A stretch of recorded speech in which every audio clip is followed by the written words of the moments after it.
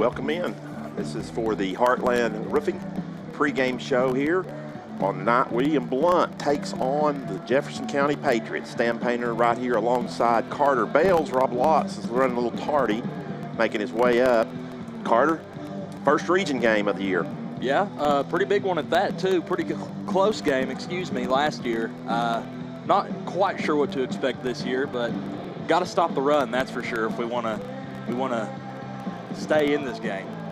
Certainly. They ran for 230 some odd yards last year. 170 came from Omarion Mills, who was a sophomore, 5'10", 200-pound sophomore. Yep, so he'll be back. We'll see him for another year after this year. Yep, and then they also returned their quarterback that was a sophomore. He had a touchdown pass, but you remember, it was 17-14 final. It's 14 all at the half. Not a lot, and William Blount ended up with 3 turnovers to Jefferson County's 1, and that kind of was the difference in the game, other than the fact they couldn't stop Mills late either. Yeah, and a lot of those turnovers, if I remember correctly, were inside the red zone. So I think a few of them, maybe 2 of them, inside the end zone. Right. So that's you can't have that if you want to win ball games. But I think it'll be a little different this year. We got a little bit better of a running attack. Not a little bit, a lot better of a running attack. We ran for over 100 yards last Friday, which was our first 100-yard game in, I think, 2 years. So. Yep, it is. It was. We did not have one in 21 at all, or 20. So with that, we'll take our first break, and we'll be back here in just a moment. I think Rob Lotz will be joining us.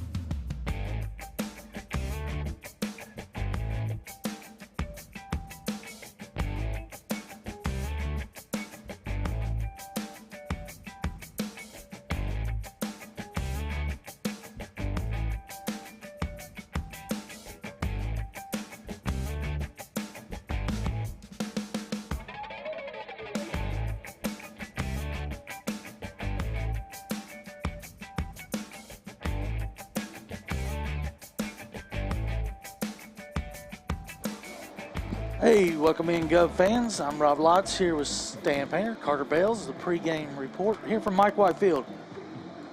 So I'm still trying to catch my breath. I'm running late. So let's move on to the area update brought to you by Young Life. They meet every Thursday at 8:01 p.m. And thank them for sponsoring this segment. Stan, first region games, and these are important.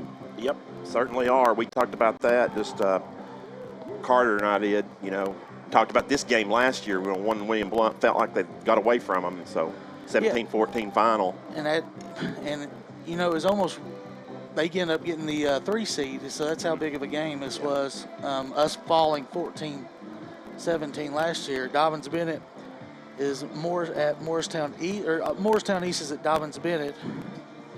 And West Ridge is at Science Hill. That's the other 2. Yeah, that game right there kind of interesting, Robbie. I don't know about that game. I think Dobbins Bennett will beat Morristown East, but Science Hill took a pretty good beating last week by a good Anderson County team, and so I just don't know. They graduated a lot of kids. Yeah, and Science Hill did. It looked bad. Yeah. I mean, from what we've Well, Anderson County looks good. Right. That's Anderson one thing. County is one of the top teams in the East Tennessee. So, but still, usually a 6A Science Hill team does not go to a 4A team And lose that bad. It's happened. They've lost at Greenville and stuff like that. Elizabeth, and stuff like that. But they just don't usually look that bad. But we'll see. Because Westridge is kind of, I don't know. Yeah, the verdict's still out on them. It looked like graduation might have hit them pretty hard. And so we'll have to see as that thing goes on in that game. So this will kind of give us an indication of that. Of course, our next region game, I think, is Science Hill here, homecoming in 2 weeks. So that'll be interesting. If you take a look out onto the field right now, guys, it looks like they're bringing out the mini govs. The mini govs. So got the Pee Wee program back rolling here. Yeah, on the south I guess that's side. the grass, or I guess it's the Pee Wee and the midgets. Yeah, that's really good to see, too. Whenever those farm systems went out, it definitely hurt the Govs because you had a lot of guys leaving, going to Maryville and Greenback. Right, and you want to see kids that they're proud to wear the Gov uniform at this age all the way till they're 18 years old. Yeah, I want to say my last year playing out there was probably the last time we had a farm system type of team. So that was like 7th grade for me, so 2015. 20 years now. It'll be 20 years before you know it, Carter. I'm telling you, my 20-year high school reunion is not too far away, so a couple years away. It's crazy to me. It feels like I was just here just a few years ago. As always, we want to thank our title sponsor. It is Heartland Roofing, and they're locally owned and operated, Maryville's best and most dependable roofing company, specialized in several aspects of residential and commercial roofing. With free inspections, free estimates, licensed, bonded, fully insured, call today, 865-323-5933. We got about 20 minutes before kickoff. We'll take another 2-minute break and come back with more here on the pregame show on the Gov Nation Network.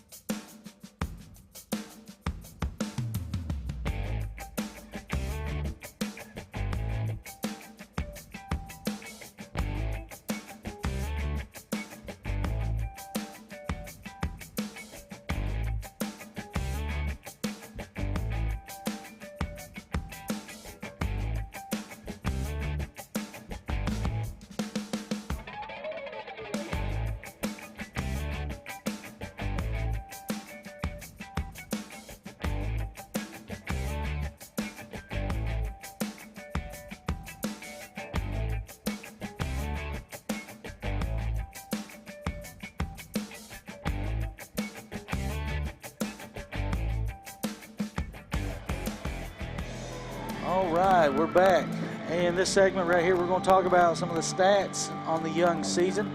Talk about stats from last year's game against Jefferson County. This segment will be brought to you by Realty Resource Systems, your full-service real estate company. So, Stan, last week, one of the keys to the game, Coach Reeves was establish the run game. And for the first time, probably since Sevier County of 2020, we had a little bit of a run game. We did. You did. So we had over 100 yards rushing for the game, for the team, and also T.J. Pierce ended up with 138, I believe. 138, I think, yeah. So, and last year's game, it was, if you remember, I went back and looked at it. Clemmer was 14 out of 15 with the drop in the first half for $150, and we had no run game that night. Jeff County's defense has been lights out. I mean, last week they gave up 3 points to Cott County. The week before they gave up 7. They did lose 7-6, but they've yielded 1 touchdown through 2 games, Stan. Yeah, through 8 quarters, and that's pretty impressive. That was early on, Robbie, in that Sevier County game. So I know that it was before halftime, so they've went 6 quarters without giving up a touchdown. Although I'm going to say Cott County is kind of that's a little bit an outlier right now, as we don't know. But I think they are really good, and because traditionally they are good on defense. And Spencer Riley's style, he likes to run it and play defense, and he's kind of an old school coach. And speaking of running it, he's got Mills back. He went down with an injury against us last year, Stan. He still had 171 yards. Right, and that's because he went out in the third quarter. He could have won over 200. So, and then they brought in the other kid, and he ended up with 60 yards. So, I mean, they ran for 230-something last year, Robbie, and threw it for about 100 and 150 or so. But, they're just like, he's going to try to load up. But he's a pretty big offensive line again, so he's going to try to load up behind them. And they'll throw it a little bit because the quarterback's back. I mean, the quarterback was a sophomore as well last year. Yeah, Hall, he's back. As you're watching the broadcast, the dance team, the 2022 dance team, making their way onto the field as you watch them, as we still talk about his pregame preview. Stan, 20 meetings all time between these two teams. William Blount not very successful. Only 4 wins, 16 losses. Last year's loss was 17-14. We spotted them 14 out of the gate. I think it was a quick turnover maybe. And after they took the opening kickoff in 14, we tie the game up. It stays a tie game. They kick a field goal, make it 17-14 at the end of the third quarter, and that's all it was. Well, they kind of played keep away the fourth quarter. Remember, we couldn't stop them. They kept getting first downs. I felt like we had a couple turnovers. We did. We threw an interception in the end zone. That would have taken the lead. Yeah, so I don't know. But, I mean, late in the game, I do remember like the last 5 minutes we couldn't get the ball back, it seemed like. Yeah. They just, we couldn't stop the running game, and they just kept getting first downs.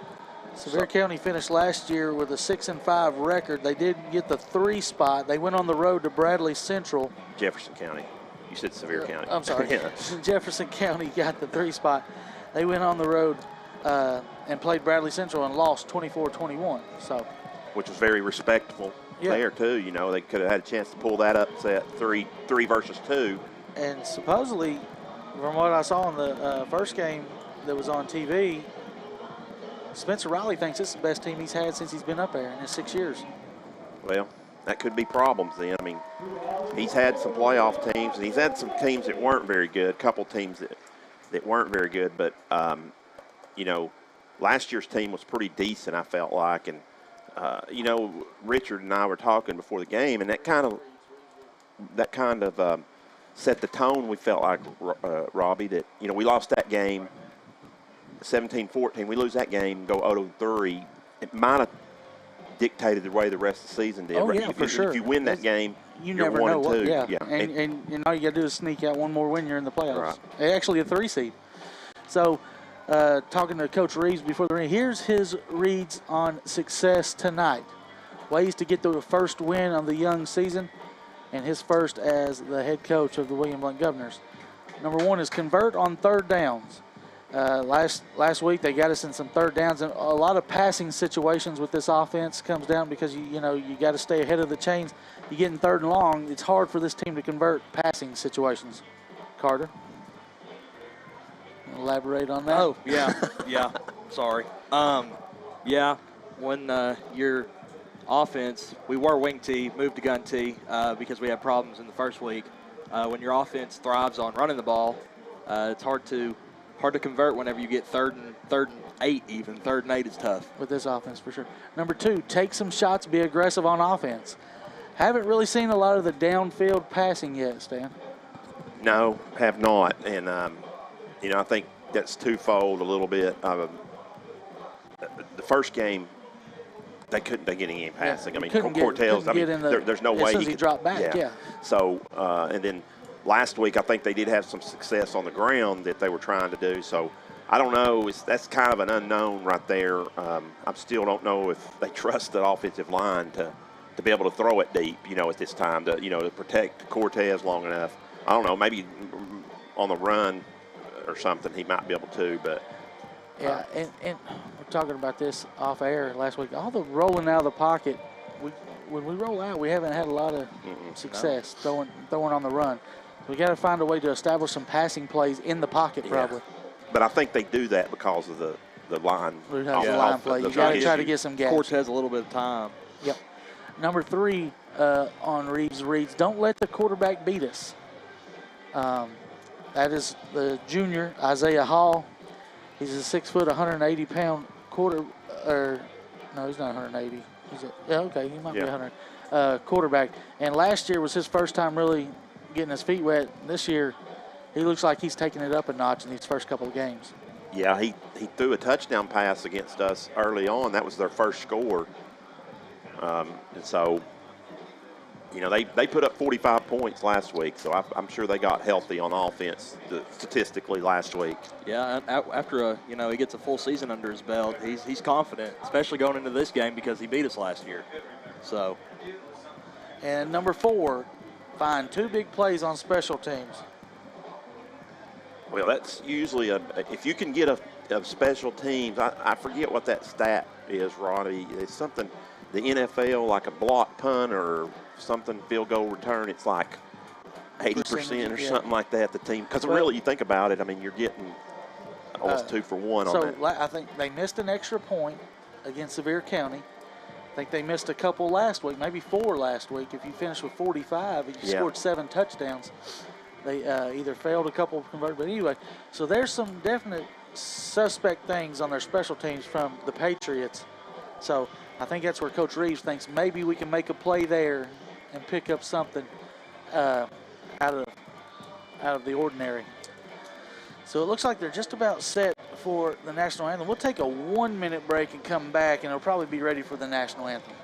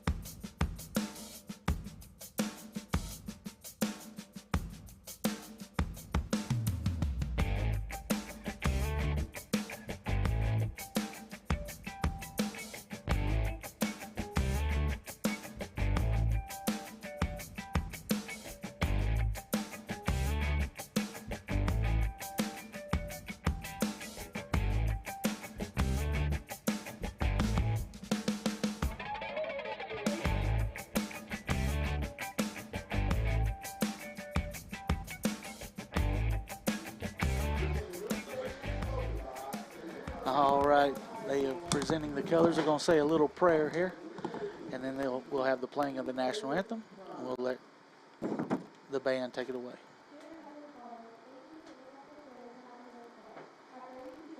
Free from injury, I pray you keep everyone here safe. Thank you for sending your son to die for our sins. In Jesus' name I pray, amen.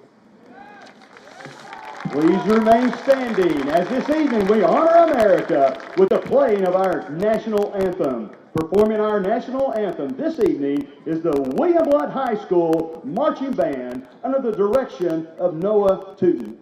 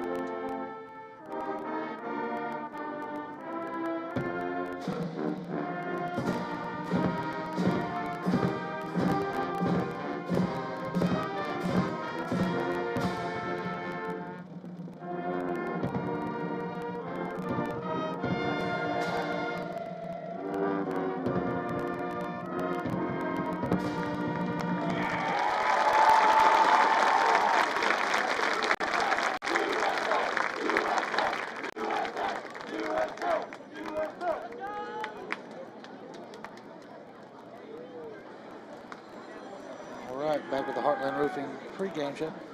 Stan, I want to mention that Reeves Reeds, they're brought to you by Twofold Mold and Travis Reeves. Give him a call for mold inspections. So we got about 6 minutes before opening kickoff here, and we went over the 2 region games. Stan, some of the other games in the area that we'll be looking for results from.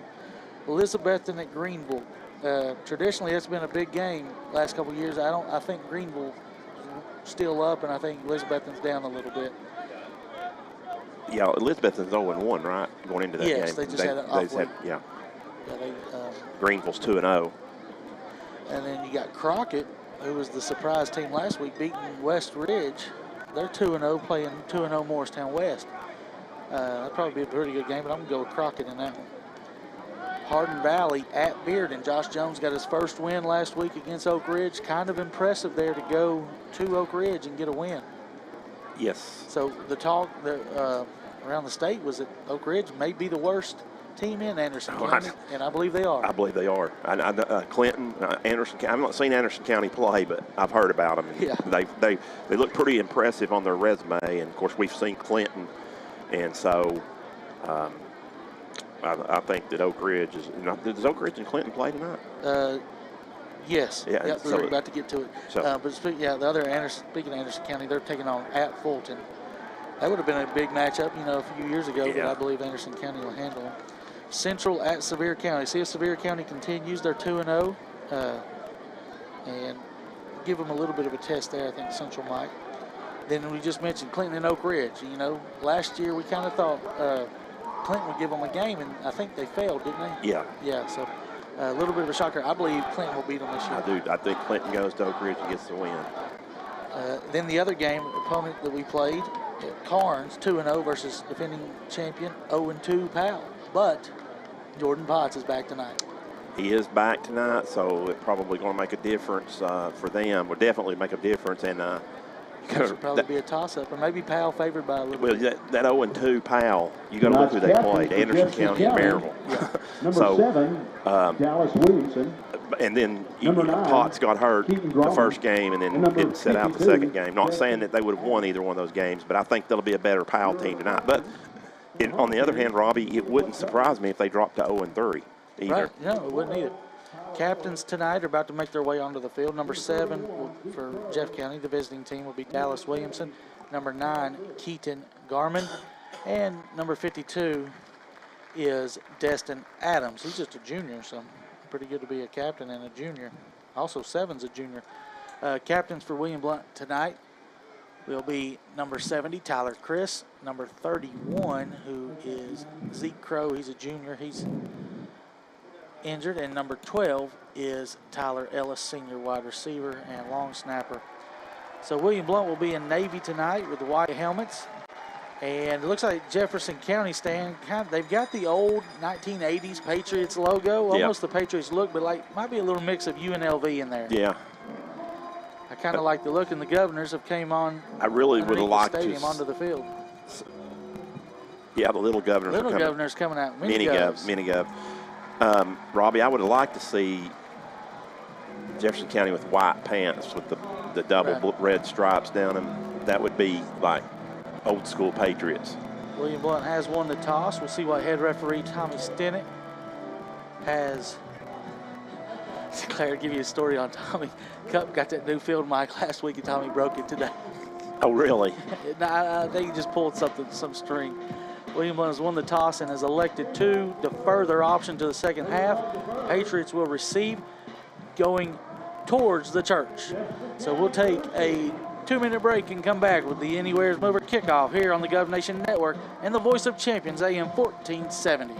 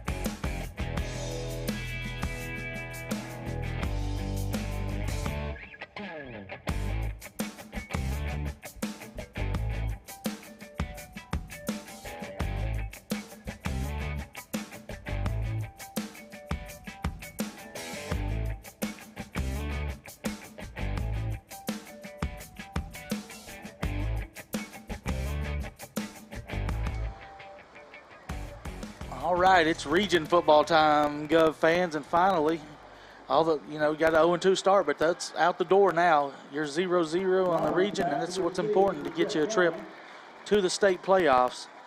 William Blount will be kicking off left to right on your radio dial, and if you're familiar, they'll be kicking away from the church. Set back to return for the Patriots is number 10, Jace Dobbins. He stands about his 5. I don't expect him to get the ball. No, I would expect them to kick it short, Robbie. Yeah, if I had to guess, this will be around the 40 to 35-yard line. So if you're not watched William Blount on the Anywhere Movers kickoff, they have 3 kickers that come out. Clemens, Flores, and who's the other one there putting the ball down? 21. Steinbach. Clemens fakes it, and it's a pooch to the left, going to be taken of the up back at the 25 and going straight ahead is number 5, Overton. He gets the corner and up to midfield, steps out of bounds at the 47-yard line. So low pooch. Here's your starting lineup. Brought to you by Genera on defense. It'll be Query, Best, Watkins on the front. Linebackers will be Pierce, Ogle, Garrett, Flores. Your secondary will be Randy Reed, Tyler Ellis, Major Crumpton, and Taco Donley. Hall will come out in a shotgun set. Single set tailback will be Mills to his right. It'll be a low snap. Straight drop out pattern. Too much space out there. They'll get good pickup. Actually fumbled. William Blount's recovered it, I think. He got it back. I don't know how that happened. We had 3 jerseys right there. So it's going to be a gain, I guess a gain of 13, Stan. Yep. Into William Blount territory in the first down of the game. There's your replays. You see we strip it out, Crumpton. And then 4 players just bounced around each other, and it goes right back in the one Patriots hand. Unbelievable. That's a Blount partnership first down for the Patriots. Little outswing pass out here to McCraw. He will get, nope, he'll break a tackle from. Nope, they're going to say stepped out of bounds. That's number 7 for William Blount. Still on the picked up tackle, another. Donley. Got 11 on that one for another first down, though. Yeah, down to the 29-yard line. Yeah, we'll give them too much space. Hall's just using these little short passes as an extension of the run game. Yeah, I think we're worried to get burnt, but that's leaving a lot of cushion underneath. And then they make one move, and they're gaining 11 to 13 yards. But now they loosen you up, and now they hit you with Mills right here probably. Trips at the top of your screen. H-back over here to the bottom is Williamson. It'll be a handoff to Mills, straight ahead. Good tackle there by Darius on the edge, but it was really blown up inside by the interior guys. Darius Brooks, sophomore linebacker. So no gain right there, maybe a half yard. We're going to call it 2nd and 10, so that's a good sign right there, Robbie, to start here. Pistol formation for the Patriots. This is the first possession of the game. They're down to the 29-yard line. 2nd and 9. In motion is Garmin. Here is a straight drop. Out pattern to Garmin. He's going to catch it. And William Blount's Crumpton, I believe, nice there. tackle. Back-to-back really good defensive plays there by the Govs. What's that? 20? It's not Zabrowski either. Why don't we have a 20? Third down and 7, so 3rd and 7 right here. 3rd and 7. Chance to get off the field. We jumped. They stayed back. We were back far enough. Yeah, didn't get in the neutral zone, so. Probably 2 plays for I would imagine. Jeff County to get these 7. Yeah, especially if they've been struggling. High snap. Hall catches it. He's going to chuck it across the middle in between the hands of number 2, Letterman. It's going to fall incomplete. And like we mentioned, they don't have much of a special teams. So it'll be a 4th down and 7. So chance to get off the field early for the Governors. Yeah, there'd be a good momentum for this defense, Robbie, if they could actually make the stop right here. Trips to the left, single receiver up top. Tailback is Mills. High snap over his head. Come get him, guys. Come get him. He's going to fall on it for a big loss. Back to the 46-yard line. That's where the Governors will take over. So a couple high snaps, Stan. Here's your instant replay. As you see, he just has to fall on it. He felt the pressure coming, although there wasn't much there. No, I'm sure he's been taught to do that, Robbie, but on 4th down, that's probably not the thing to do. Get up and Right. run. You can even try to get that and punt it yourself. Right. All right, so Coach Cortez's defense gets a stop. Now his son Brett Cortez will bring his troops out. We have an equipment vet 2 weeks in a row. Lucas Baker has to leave for equipment malfunction on the first play of the game. Confused as to what the I'm consistent pretty problem sure is. number 20 is Major Crumpton. He might have changed. He might have changed from numbers. 19 to 20. In motion is Clark. Trips now to the top. Cortez, straight drop, going across the middle. Got a man. It's a first down and more for Garrett Clark on the first pass of the game. Yeah, and Clark had That's a a few Foothills flooring first down. Clark had some pretty good catches last week. Yeah, that's a Had nice little Had a touchdown catch.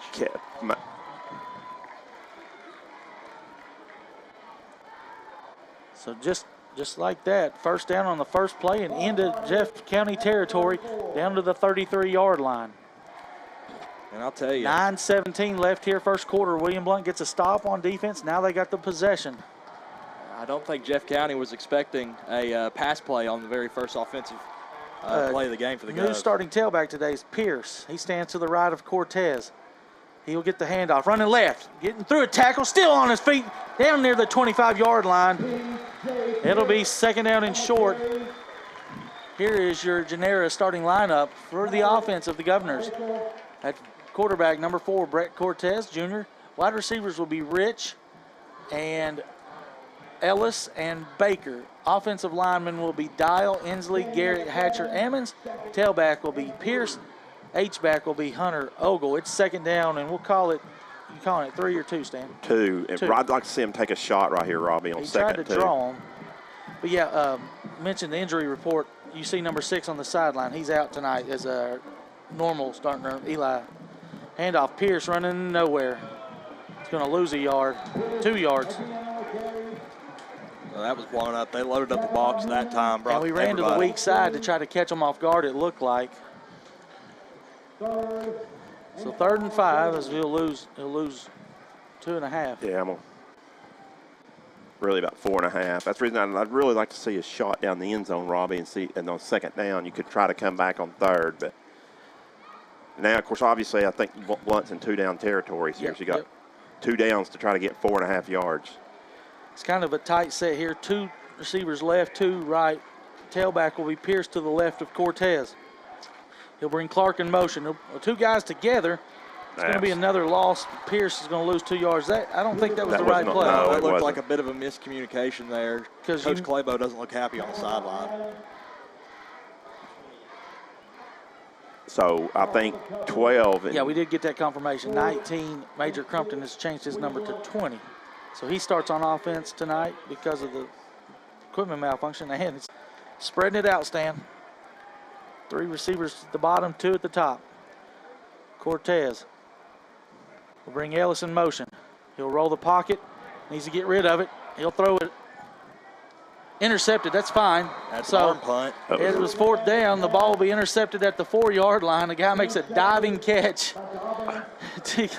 And it's going to cost them about 24 yards in field position. No, that's a stat pattern. That's all that is. It really help. I mean, you're getting the interception, but you're not necessarily helping the team because you're going to get the ball So now anyway. what you need is one of those high snaps again, and it's 2-0. I'd say we'll see a change at the center position, though.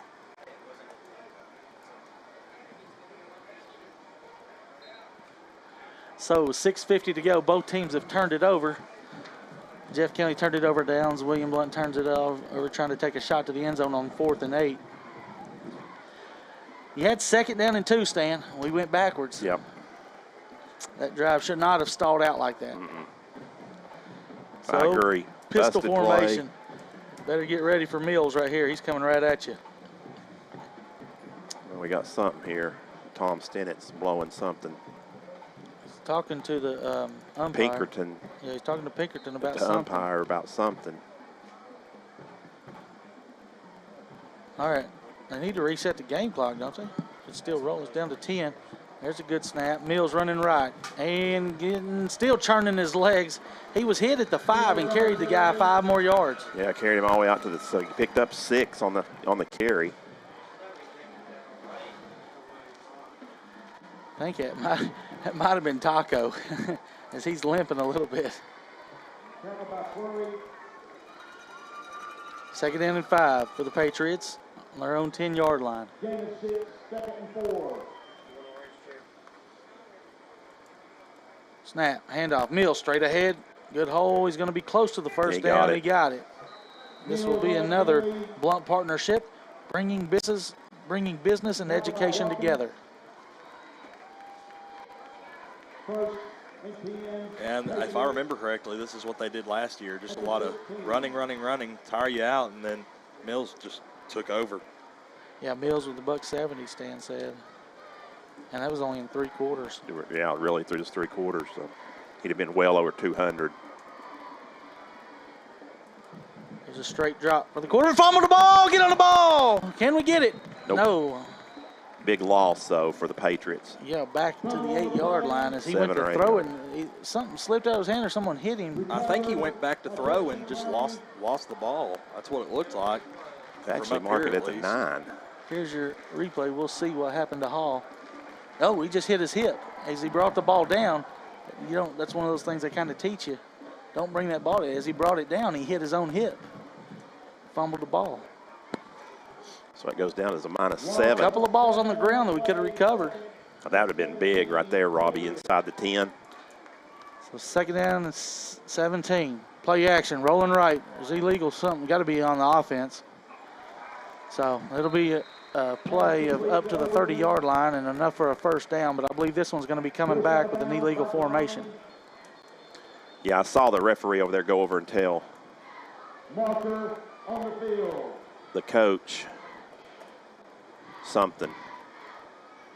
Coach Spencer Riley, so it had to be over there, obviously. And all defensive penalties pre-snap are going to be dead balls. So here's the Yep.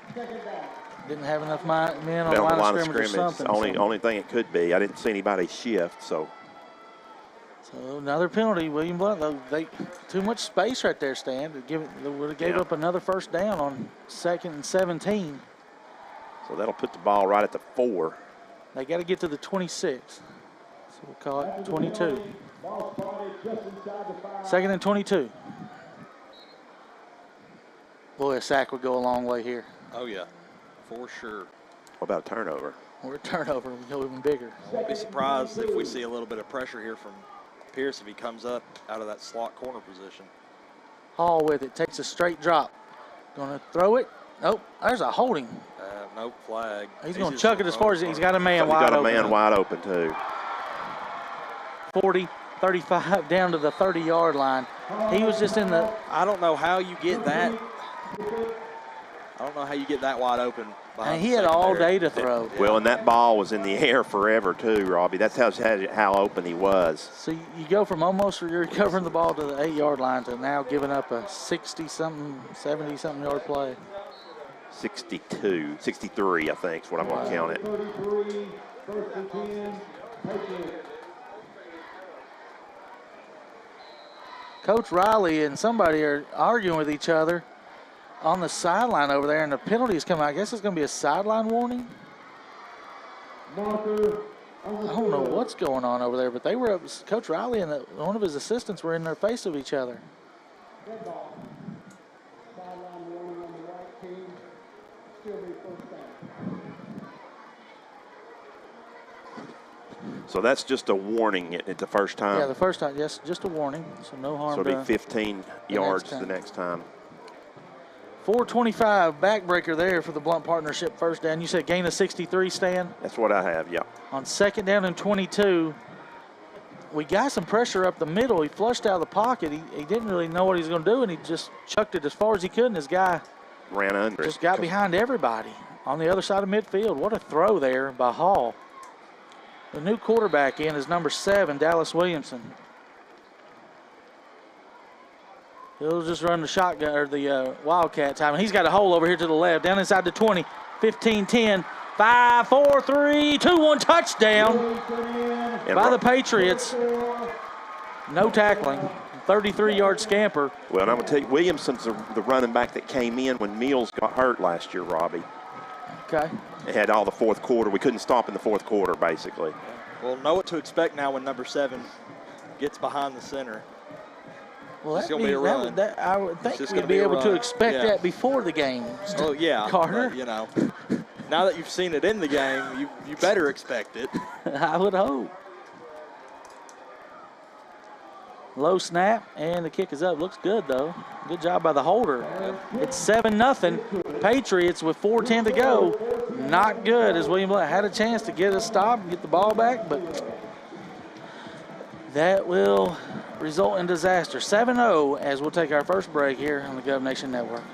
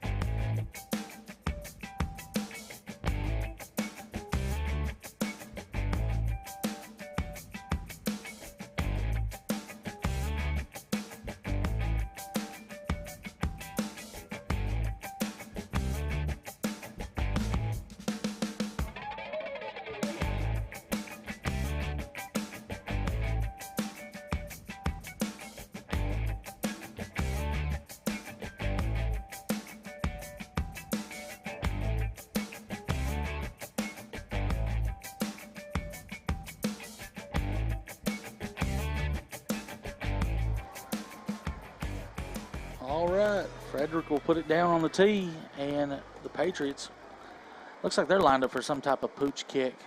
It's number 30 will be DePaz, senior kicker.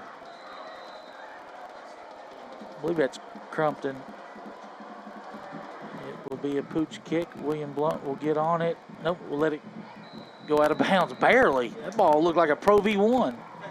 So William Blount will get it at the 35-yard line for their second possession. The last one stalled out at around the 20-yard line as they had a fourth down through a pick on the 4-yard line. So, and the Patriots go 96 yards, Stan. Probably went more than that because of the penalties. Yeah, that's true. They did go more than that, but it'll officially go down as a 96-yard drive. So Pierce will be the tailback. Quarterback will be Cortez standing in the gun. He'll take a straight drop, steps up in the pocket, needs to get rid of it. He will dump it off to Ellis. Ellis catches at the 40, nice catch in traffic. It'll be enough, just enough for a first down at the 45-yard line. Cortez a little banged up there. What a throw and what a catch. Yeah, great concentration there by Ellis as he had a defender running his way. He was able to see it in even though the defender went right past it. There's your Heartland Roofing as you see Cortez elude the sack and then fling it across his body before a defender gets there. That boy plays like number 4. He used to play for the Packers, Stan. Makes those throws like Favre. Yeah. Clock will tick. New play clock operator tonight. Here's a handoff to Ogle. Power football for 1 yard. Might have got 2, Stan. Give him 2 to the 47. Parker Cup is somewhere in the Caribbean, I believe. So Josh Hilbert tonight filling in. Oh, really? As the play clock operator. That's a good gig. You don't have to be certified. $85 a game. Yeah. Good for a college student, that's for sure. Ogle will be the tailback, standing to the right of Cortez. Cortez going to roll out of the pocket. Needs to get a stop route to Pierce. He does. Pierce will catch it. Enough for another first down, this time inside Patriot territory down to the 44-yard line. 3:09 when they reset the chains in the box. And so far, on these first 2 drives, Willie Blount's passing game's looking pretty good compared to last week. Yep. Yeah, 3 for 4, 3 different receivers. And that's a Blount partnership, bringing business and education together. First down for the Governors. Already into Jeffco territory. Pierce at the top of your screen. It'll be a handoff to Ogle, running left. Steps through a tackle. Wow, my goodness, number 56. Wow. Now that's What in the 2 world was that? large bodies hitting. Keyshawn Boyd, sophomore, just put a shoulder into Hunter Ogle and he went down. Yes, that was not. I think it caught Hunter by more surprise than anything, as he was kind of making a cut in the hole. Yeah, he's not going to get stopped often. No. But yeah, Stan, 2 big boys going full steam ahead right there. Top of Rich is at the top with Garrett Clark. Pierce is the receiver at the bottom. Cortez going to throw it across the middle behind a little bit. And I had to fling it off his back of his foot. It's going to bring up 3rd down and long. Yeah, that was a very deep drop by Cortez, too. Should maybe step up in the pocket and a little right. So once again, I think you're probably, unless you don't get you take a loss or nothing here, 2 down territory, Robbie. It's got to be 2 down territory. I mean, you're at the 43-yard line. 44-yard line. No, 43. Yeah, 148. Yeah, they went 96 on their last drive. He almost is offsides, Yeah, ain't he is almost. Is his Now he helmet not backs over up. the line? Straight drop for Cortez. Now he's going to roll to the right. Run it. He's going to run, fake inside, and get just about 4 yards down to the 39-yard line. It'll bring up 4th and manageable. 4th and 5 for Coach Clavo, and Coach Reeves will have his first decision of the night. I think they've already got the play call in. Yeah, I think you go for it here. You know, like you said, They Robbie. just went 96 on you. 96.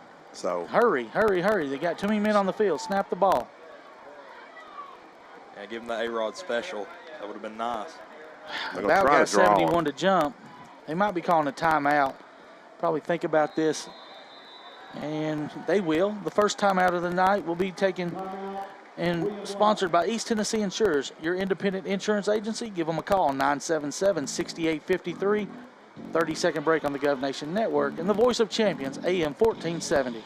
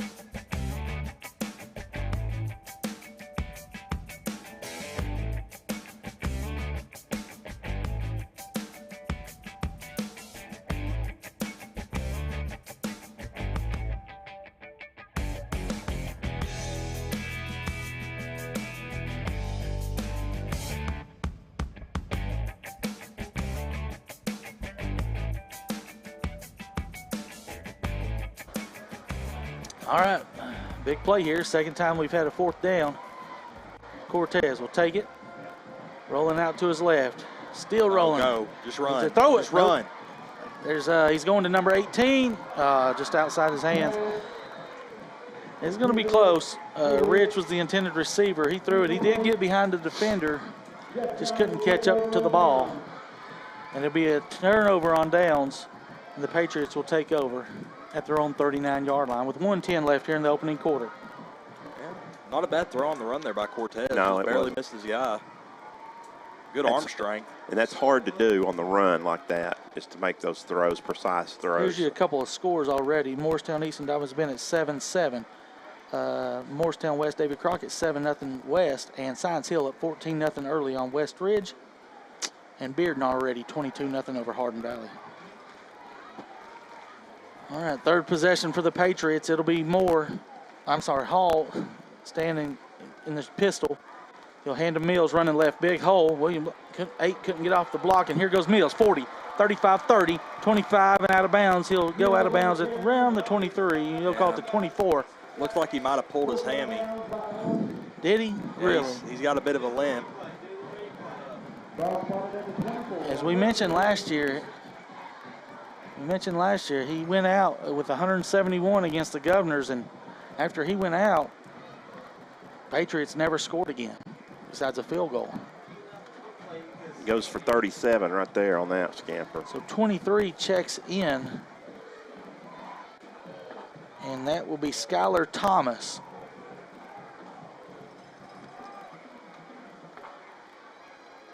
Oh, straight drop. Looking to his left. He's got a man wide open at the goal line. He's going to chuck it. This guy is wide open at the 3-yard line. Why is there nobody guarding him? There's 2 guys over there. He was wide open from the get-go. So that's going to be to the 2-yard line. First and goal at the 2-yard line. I mean, the guys are just wide open.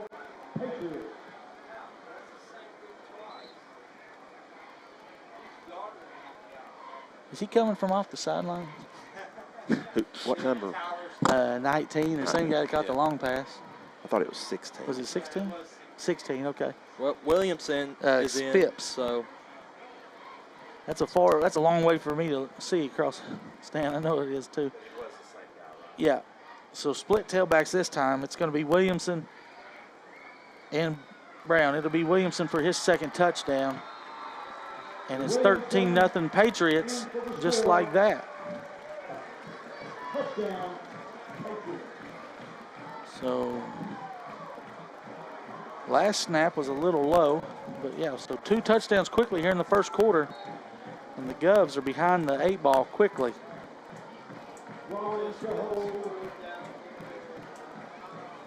I think we might have got the headset corrected from the offensive coordinators. Looks like he has a headset in his hand now. Nice hold, nice kick, and it's 14-0 Patriots. We'll take a 60-second break. Jefferson County 14.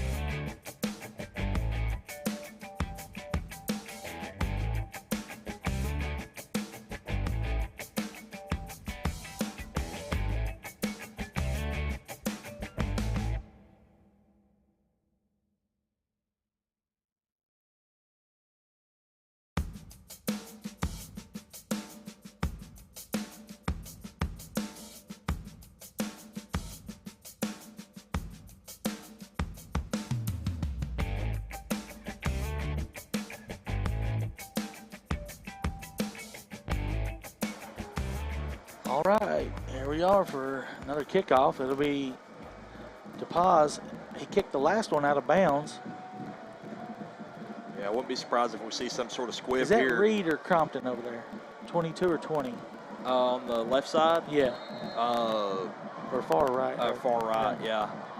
I believe Reed. Kicks this one better. It's going to be taken by Reed, I believe, at the 13-yard line, running right. Needs to do something with it, and he'll get close to the 20-yard line. That's where the Governors will take over with 19 seconds left here in the first quarter. So time for 1 or 2 plays, depending on completion or not. I have to regroup, Stan. Yeah. 14-0, but you remember last year, it was 14-0 just like this. You're right. And we'll see if Mills, if they continue to, he'll get work. Darius Brooks will be in at tailback this possession.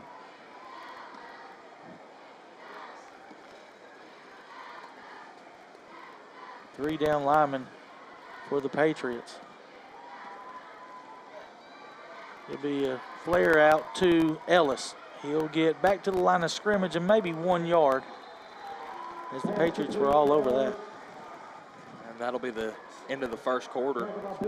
No, it's a forward pass for 1 yard, and that will do it at the end of one. The Patriots have come here to Mike White Field and taken opening quarter lead, 14-0. 60-second break on the Voice of Champions, AM 1470. Your score after one. Jefferson County 14.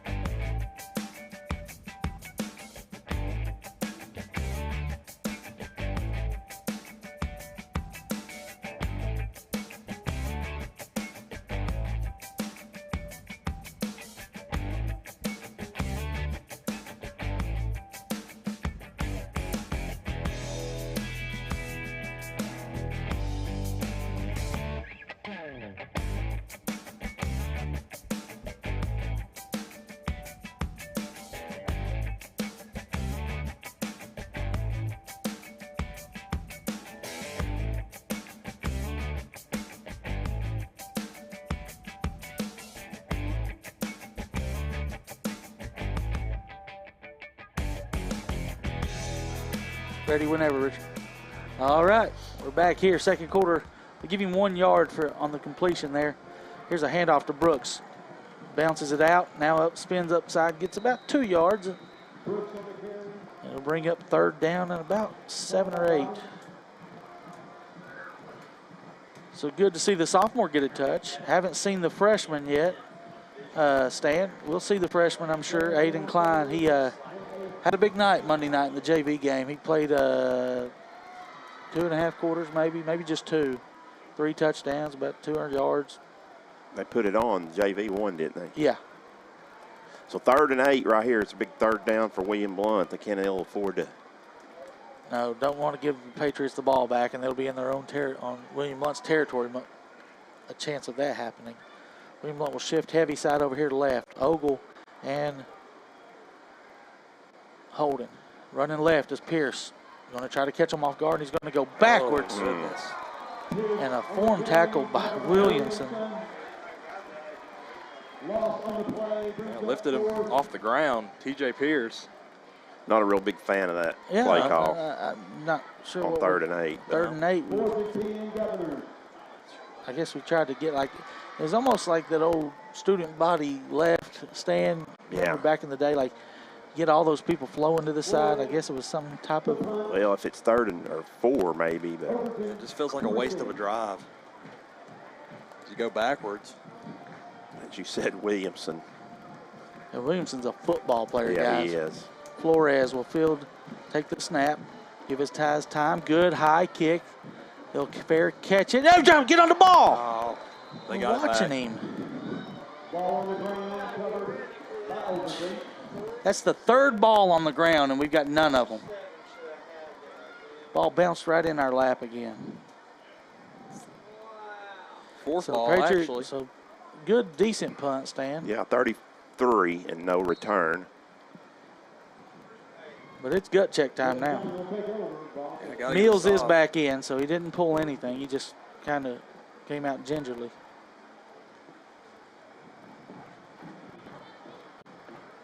Hall will be in the pistol. Mills will be standing at his 40 behind him. 1st and 10 Patriots. It'll be handoff. Mills, Slush had a chance, couldn't get him. Now he gets the edge, and he's taking this one to the house, fellas. Yep. It'll be 40, 35, 20, 15, 10, 5, and he is limping. He really is limping. 21-0 or 20-0 now, as Mills takes it 53 yards.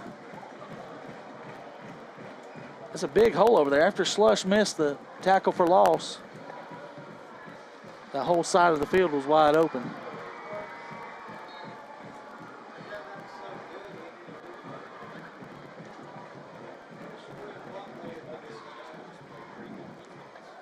Barron will be on for the extra point.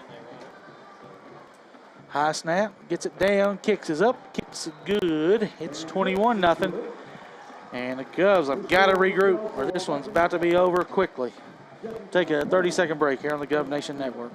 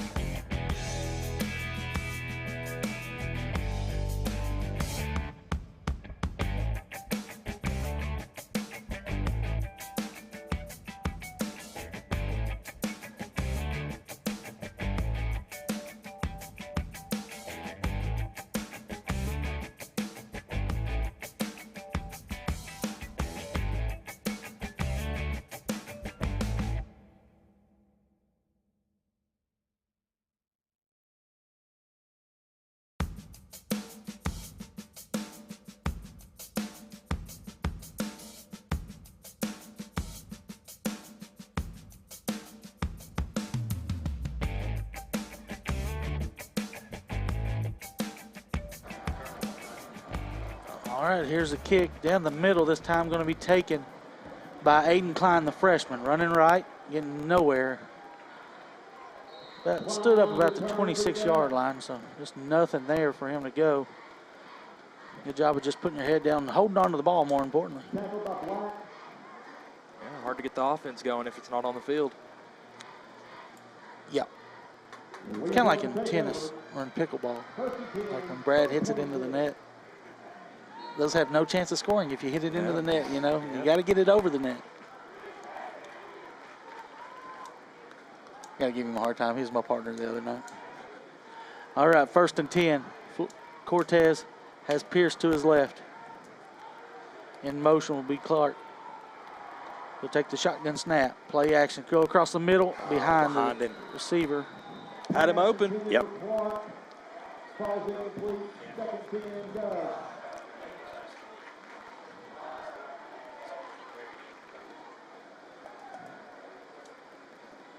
So, Stan passing stats now. I know 4 of 8. He started 4 for 5, right?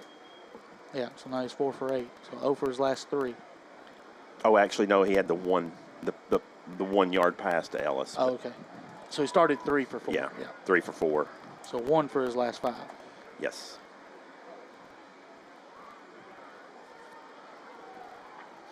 Ellis in motion this time. He'll flare it to Ellis. Get upfield.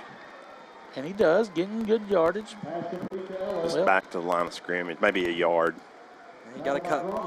He took a bit of a wide turn. You know, with baseball, they tell you if a pitcher's going to cover first, you take a bit of a banana, but you don't need to take a banana when you get the ball in your hand.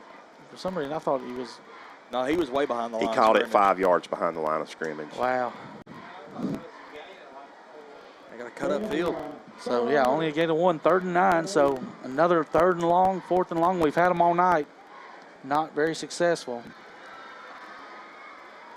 Cortez will check something with 15 on the play clock. Take the snap. Straight drop. Throws it. Nope, pump fakes it. Now he will step up and throw it. He's got Clark. Caught. 1st down. Hard hit there. Good hit there. 2nd quarter 1st downs will be brought to you by Roll Arena, your party zone. Give them a call at 724-1652.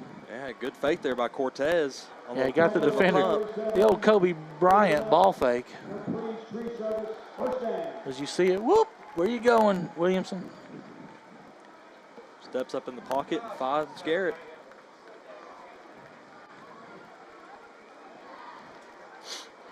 Trips bunched here to the bottom. Lucas Baker at the top. Tight formation. Could be a run to Pierce here, straight ahead. Nope, straight drop for Cortez. He's going to step up and chuck it. And God, what a great catch by Garrett. What a catch by Garrett Clark. He's had 2. Unbelievable. Here's your replay. Watch this throw and out. I believe he got both feet Back down. shoulder throw and catch.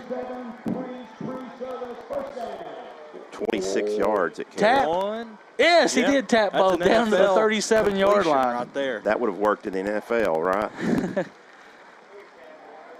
8:23 as the Govs pick up another first down. They've got about 6. That's another Roll Arena first down. Someone call the Titans. Pierce is the tailback. He'll check to Coach Claybo and get a new call. Sinclair will send it in with 5 on the play clock. Got to hurry. He'll get it. It'll be a handoff. Pierce running left. He bounces it. Cut it up, son. Good run by TJ. Down to the 30-yard line, picking up about 7. Actually, it's going to give him 6. Down to the 31. Hilbert on the play clock is still not started. Watch him. I'm going to watch him. As soon as you get tackled, it's supposed to restart, right? 7:55 here in the second quarter.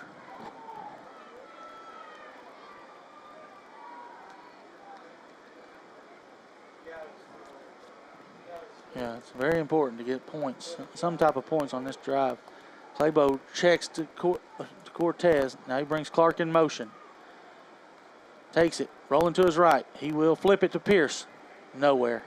Nope. Going to lose a yard. I'm going to say he lost 2. Yep, going to lose 2. Well read there by Jeff Cope. I don't know if we just maybe wasn't no blocking by the receivers. I couldn't really tell, but I mean it looked promising at first, and then quickly two defenders came on.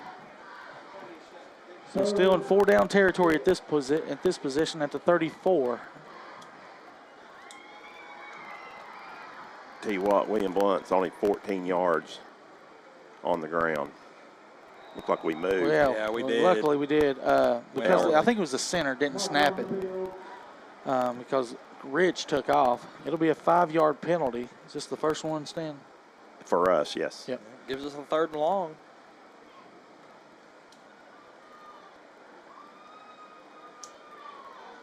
Something we didn't want.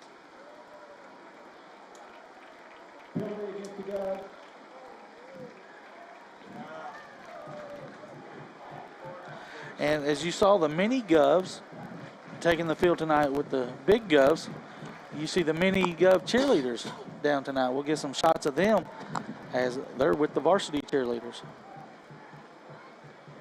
3rd down and 11. Got some Friendsville girls down there. 2 to the right, 2 to the left. Pierce, single set tailback, stands to the right of Cortez. Cortez will take the shotgun snap, straight drop.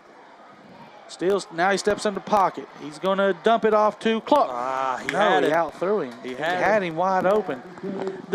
He's doing such a good job of eluding the sacks that he gives them extra time to get open downfield, and usually you're going to get open. He's got to set his feet, though. He's thrown a lot of these balls on the run. He had time to set his feet there, too. Why do we exchange balls? Why do you think we are? Punting. Oh, yeah. 6:40 to go. Well, I mean, we're at the Down 21-0. 38-yard line. Why would we? 4th and 11. This may be a fake. But Jeff County's pretty much got their defense out there. Flores will take it, and he will.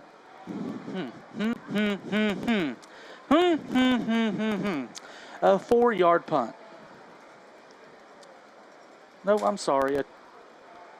Yeah, it is going to be a 4-yard punt. I think it's their 3, Robbie. They get it at the 35. Where's it? It was at the 38. Okay, so 3-yard punt.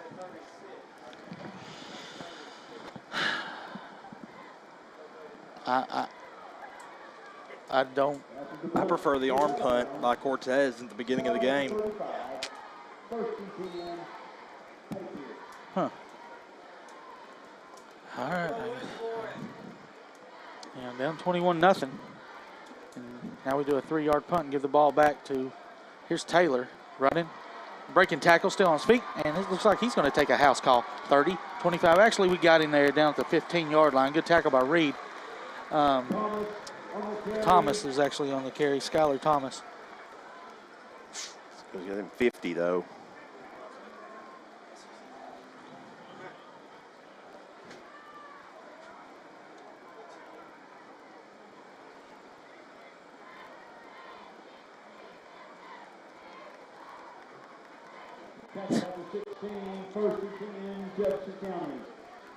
First and 10, that's a roll arena first down for the Patriots, down to the 16-yard line. Hall straight drop, rolling, throwing to his left. He's going to find a receiver out of the backfield, or out of the slot maybe. That was Zeke McCall. Getting another first down to the 4-yard line. It'll be first and goal for the Patriots. Williamson's coming in. This will be a give to him. I have no doubt in my mind on that.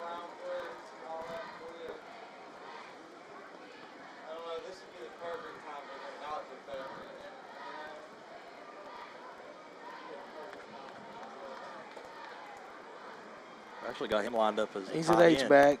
Yep. It'll be Thomas to the left of Hall. 8 on the play clock as illegal formation. They got it. Thomas on the carry. Flag on the field. Flag will be legal procedure again. So it'll be a 5-yard penalty back to the 9-yard line. It'll bring replay first down. As you see the mini Gov cheerleaders tonight. Stan, you recognize some of them Friendsville girls? Saw some girls, Kennedy Russell. That are down there where you're at. Paige Webb. Did you have a day off too today, or was that just students? We had professional development.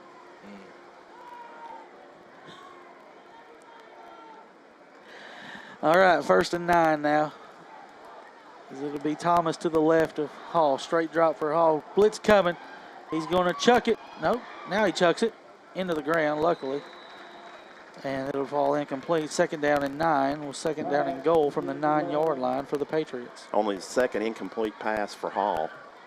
Really? 6 out of 8 for 124 yards.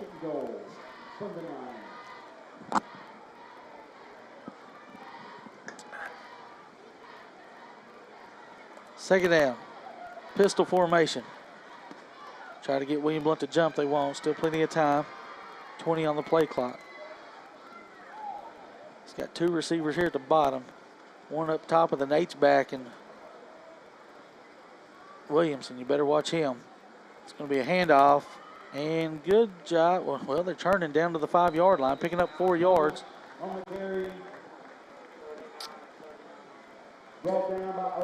Ogle with the tackle. So I wonder if Mills is actually hurt now, or if they're just giving him a breather after. Well, it seemed like he definitely was hurt. He was very ginger on that right. I think it was his right hamstring. Left hamstring. Third and goal, Patriots. Being very deliberate as we're down to 5 minutes here before halftime. Already leading 21-0. High snap. He's going to catch it. Try to slip the pocket. He's going to throw it out the back of the end zone. Okay. I thought we were about to see something. They're going to kick a field goal. I didn't. Well, I mean, this would be no more than an extra point, so. Yeah. So I'm going to consider that a pretty good stop after giving up the 50-yarder on the first play stand. Yeah. Yeah, they had it first and goal, what, at the 16? Then had it first and goal at the 12. I mean, at the 4. Yeah. Start at the 4. You're going to have to angle this. And they've had a couple low snaps, so maybe we can get it back. 22-yard attempt by Barron. Good snap, good hold this time. Kick is up, kick is good. It's 24-0. With 4:48 to go, we'll take a short break on the Gov Nation Network and AM 1470.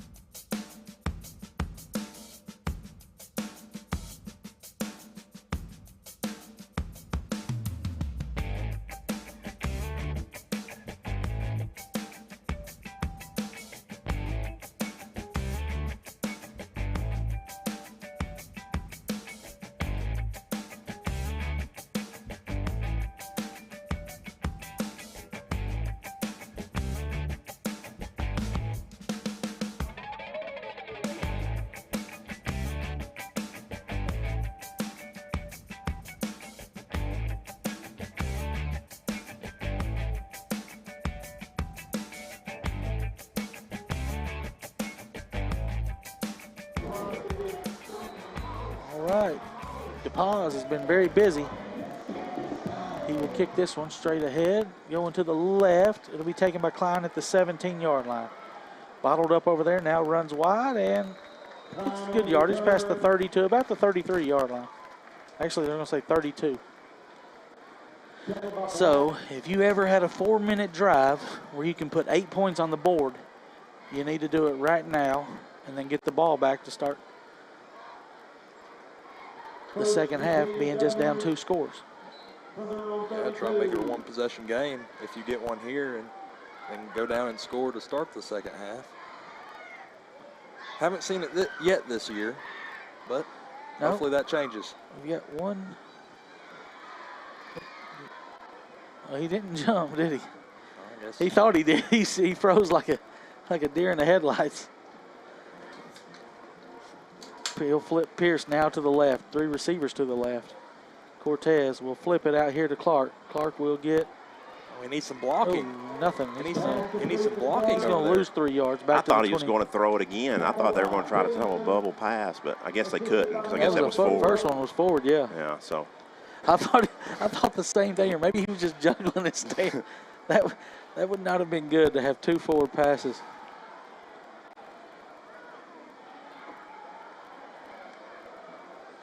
So a negative play here as the Govs will go behind the chain. Not good. Second down and 13. Handoff, Pierce running left. He tips toes through, gets some of the yardage, get most of the yardage that they lost back. It'll bring up 3rd down and about 9 or 10. Yeah, not a big hole for TJ to run through. He really did that all by himself. Yeah, that's a pretty good job of just kind of skirming. We'll give him 4 yards, 3rd down and 9. 3rd and 9, Governors. We'll have our special guest tonight, Joe Matosian. He's supposed to be on his way up for an interview as he's got an off week this week after his University of Cumberland's team goes 1-0. That'll be a halftime special guest picker. Cortez. He's got Garrett Clark, or Holden Garrett. Now he's going to have to run. He's going to be close to the first down, but just short. He missed Holden Garrett that time, the tight end streaking across. So it'll be a punting situation for the Governors back at their own 40 on 4th down and 2. Yeah, looks like. Would you punt, or are you going to keep it on the like field they might right go here? for it this time. 4th and 2. At least try to draw him, I think. You may at least try to draw him, run some clock here. And then if you want to take a timeout. But, I mean, they've got, with 3 timeouts, Robbie, I don't think it's going to help if you punt it. They can go 60 yards in 2 minutes. Yeah. Or 70 yards, But, whatever. you know, I'm never punting. Well, I know. So, but I just assumed since we punted the last possession, but it actually looks like we're going to try to run a play here to get Yeah, this Hunter might go over to the ball over. maybe. Yep. Hunter? Not gonna going be to get short. it. Got a yard, maybe half a yard. Turn it over on downs. I don't know why you have him running outside. I'd go in between the tackles with him, just try and let him bulldoze somebody over. I feel like, you got a better Actually, chance there. if he gets by that guy, I felt like it would have been a really good play. It'll be a turnover on downs, and Patriots will be set up shop with 2:15 left and all 3 timeouts at the 41-yard line. You really didn't want to see another 5-yard or less punt.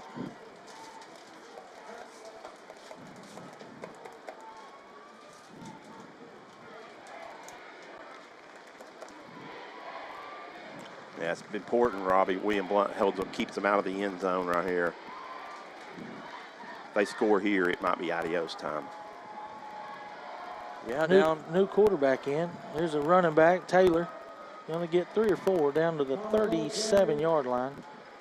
Down 3 possessions already as it is. 3 possessions with 3 two-point conversions, I should say. Right. Gain of 4. If you go down 4. So I'm going to give him 3 on that. Not 4. I'm going to give him 3 because he just got to the 38. New quarterback is Jace Dobbins, senior.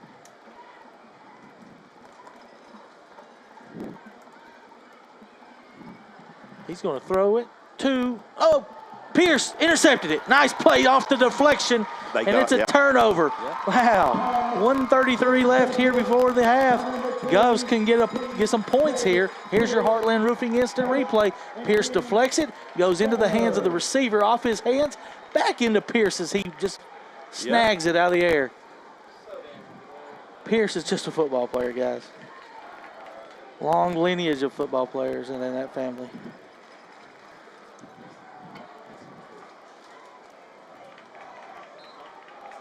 Govs will take over. First and 10 at the 35. It'll be trips to the left. Do we have enough players? Believe so. I don't think we do. No. We have 11. We have 10 players.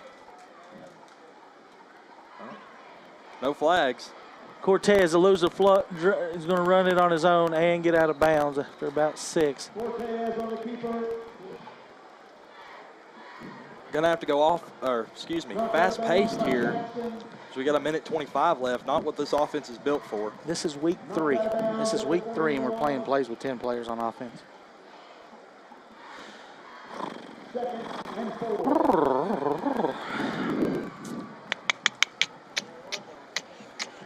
A lot of things you can't control, guys. But there's some things you can't control. Well, it was one of our bigger running plays of the week. I think it's because Jeff County didn't know what to do. They didn't know who to guard since there's nobody over there. 2nd down and 4. Cortez with a straight drop. He's going to rush and go down this time. They take his legs out. Nice sack there. Timeout, Jefferson County. Their first of the half. This timeout brought to you by Trinity Chiropractic. No, William Blount called it. What? William Blount called timeout. No, they. Well, this guy's motioning right here to William Blount. No, Jeff County called timeout. Bless his heart. This timeout brought to you by Trinity Chiropractic, where you get your life forces open, by Dr. Evan Butcher. 30-second break.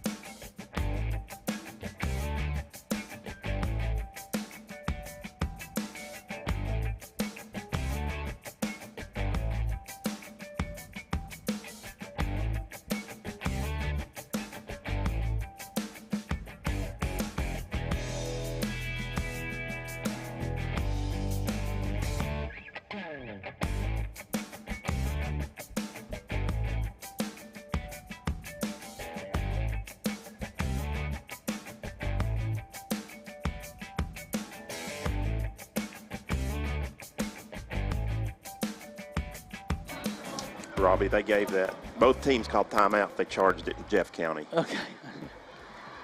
3rd down, 13. Roll out here, Cortez. Got a big guy running after him. Intercepted. Yep. Hit the ground. Nope. No, they're going to call an interception off the hands and deflect. There's a penalty though. We'll see if it's it's roughing the passer. That's our only hope. The ball deflected off of Garrett Clark. If it's not going to be a first down, though, because it's not automatic. Yeah, it'll be enough. No, from the spot. Is it from the spot or from the line of scrimmage? Chop Crap. block, decline. It didn't matter anyway. So it's on William Blount. So there's your replay as it hits off of Garrett Clark into the hands of number 33. He thought he caught it. He was upset. They gave him the interception. 1:10 left. A lot of confusion going on. Both teams calling timeouts. Both referees giving both teams timeouts. William Blount playing with 10 players on the field. This will be a handoff. They got Hall back in the game and Mills, I believe. Yep. So they're going to try to get some points. Yeah, I think that They just wanted to get some second guy reps. Here's a straight drop here by Hall. Chucks it as far as he can. He's got a man there. He's overthrown him, though, I believe. No, he didn't. Right in his bread basket. Touchdown. What a dot right there by Hall. And that's Adios. a 46-yard touchdown to number 8. Zeke McCaw. Wow. Just a straight go route. I thought he overthrew him, but he put it, the receiver ran right underneath it. Yeah, that was a bullet. Bullet by Isaiah. That Stan Painter gives the adios. Yep. This game. Heartland Roofing. Heartland Roofing. Adios. Goes just had some chances in the first quarter, but it's been all Patriots. Low snap, but the kick is up. The kick is good. 31-0. We'll take a 30-second break. With 1 minute, 3 seconds left.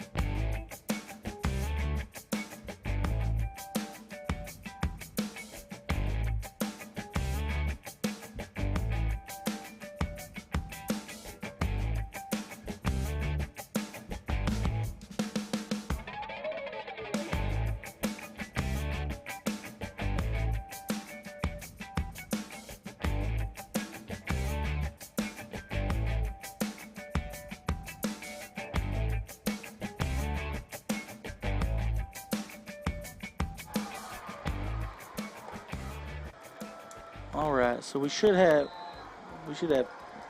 anywhere movers kickoff here. Should have 2 timeouts, 1 minute to play. This is going to be taken by Reed at the 10. Good kick. Can he get wide? He can't. Gets back to about the 23-yard line, so about a minute to play. Down by 31. Yeah, I think right here, Robbie, you just try to get to the half. I mean, hope they don't take their 2 timeouts and try to go in and regroup. Pierce will not be in this drive. I see he's got his helmet off. So it could be Brooks as the tailback. Just run a couple of plays and hope they don't call timeout. No, it's not Brooks. It's going to be Ogle as the tailback. No, I think it's Ogle. Ogle, he dropped the ball. Fumbles the football. I bet they recover this. They got it. They did. Yep. Still 51 seconds on the clock, and they're inside of the William Blount 20. Recovery, Jefferson County will take over. First and 10 at the 19. So that is disastrous, Stan. Yep. Third turnover of the half. I don't know if he got the exchange clean or what happened, but looked like they were just going to run the clock out here and don't even hold on to the ball for that. And, of course, the ball bounces right to Jeff County. All balls have bounced their way tonight. Yeah, we haven't gotten a single bounce. Looks like Jeff County might have to take a timeout here. Yeah, I don't think they have their offense ready to go back on the field. So this timeout's going to be brought to you by Tim Tipton, top performing and young real estate agent in the area, 804-7255. Timeout, Jefferson County. Yeah, Jeff County is going to burn timeout, Robbie.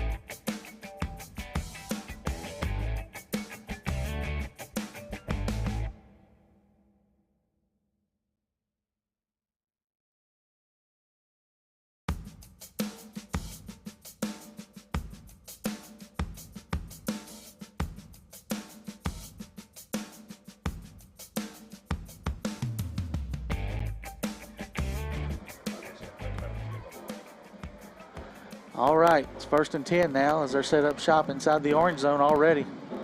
It'll be the red zone for the Patriots. 51 seconds to go. Here is Hall going to chuck another one towards the end zone. Touchdown, got both feet down. Nice throw, nice catch. This time it's number 16 again, Phipps. Music, there it goes. Well, that took 6 seconds. One play. One play strike offense right there. This was an extra point to make it look like 38-0. Well, it looks like Tom Brady back there in the Patriots. In their throwback unis. Yeah. And we just hit the kicker. Yeah, we'll have a flag. That'll be on the kickoff. Yep. So they'll onside kick Was the this. kick good? Yeah. Yes, kick was good. So we'll take another break. We'll take a 30-second break. Oh, actually, I'm sorry. We'll keep it here as they call the penalty.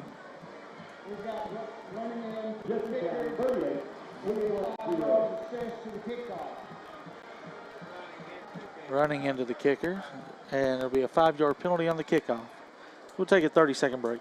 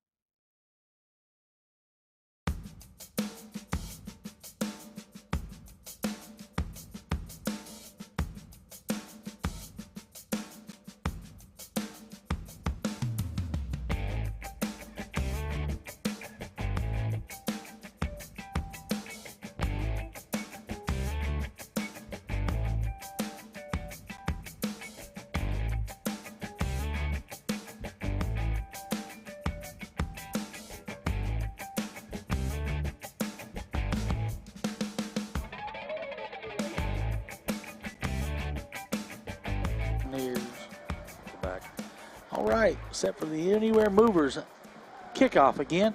Give Alvin a call at 865-235-4108. He'll take care of all your moving needs, local, one-way moves, take you out of state, bring you back from out of state. He does it all for you. Here's DePaz with another kick. He's getting closer to that end zone, and this one is in the end zone, so it'll be a touchback. Score from Maryville at the half, 28-7.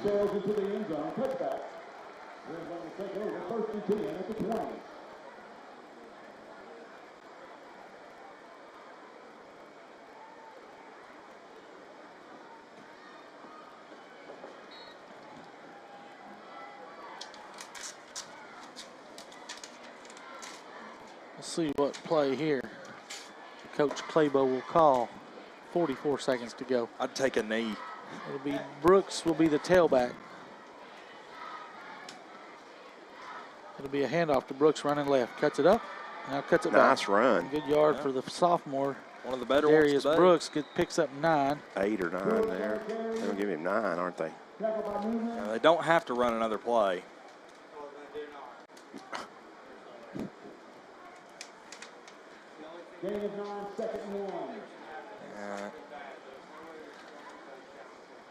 Yeah, it looks like they're going to take it to the half.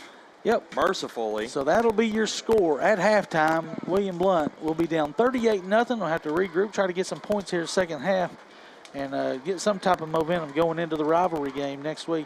So you'll see the attitude come back second half. Make sure the kids don't quit. That's one thing. They're changing the culture here, as we'll see it on the field in the second half. We'll take a 2-minute break. 2-minute break on the Gov Nation Network and AM 1470, and we will get Stats with Stan and plenty of other halftime activities brought to you by Heartland Roofing.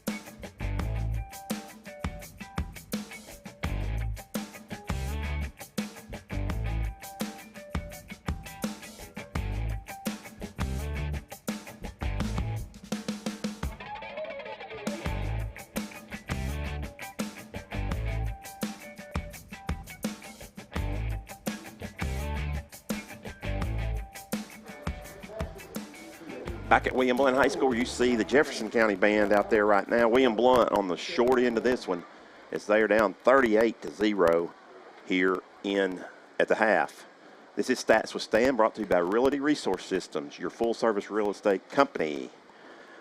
Jefferson County got on the board first. Williamson on the Wildcat run, 33 yards for the touchdown. Barron's kick was good. It was 7-0 Patriots. Then on the next, after William Blount possession, Williamson on a long pass got them down. They got down to the 2-yard line. Williamson in from 2 yards out. 14-0 after Barron's kick was good at the end of one period. Then the Patriots poured it on in the second period. They got a 53-yard run by Mills. Barron's kick made it 21-0. They added a 24-yard field goal by Barron, make it 24-0. And McGall catches a 46-yard pass from Hall.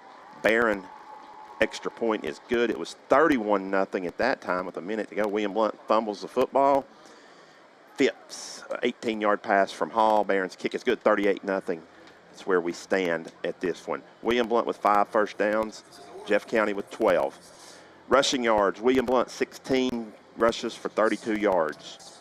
Patriots 12 for 167.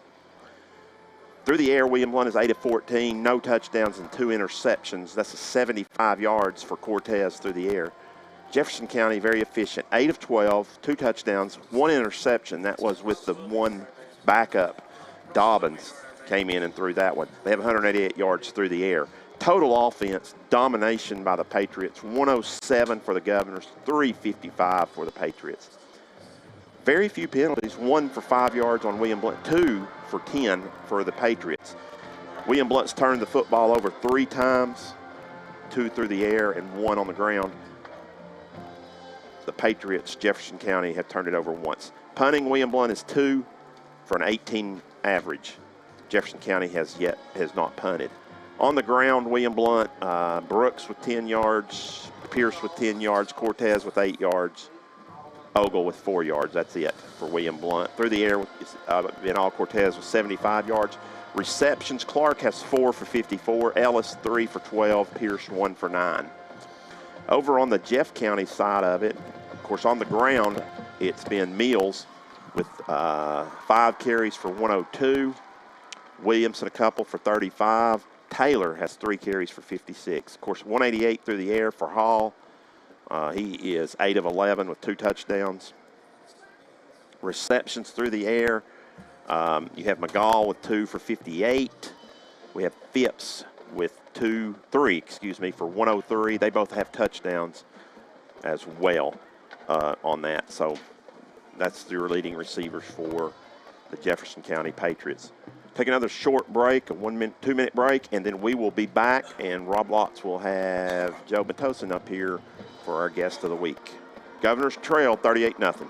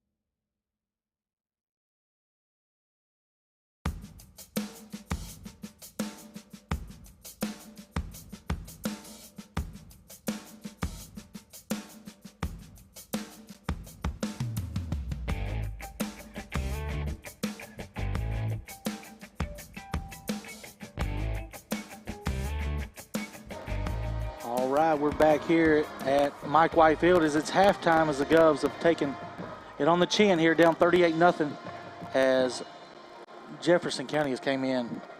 And I'm joined now by 2022 William Blount graduate, Joe Matosian. Joe, welcome to the booth here, the Gov Nation booth. Your first time up here. I don't remember we've ever had you up here. I don't think I have, no. So, Joe, talk about where you're at now. You've graduated from William Blount. Now you're on to college football. Talk about where you're at now. Yeah, so I'm a freshman at the University of the Cumberlands, and they've got me place kicking right now. So Place kicking right now. Y'all had your first game last week. Talk about that one. yeah, we came out and we played Union, so that's going to be our rivalry game. We call it the Battle for the Brass Lantern.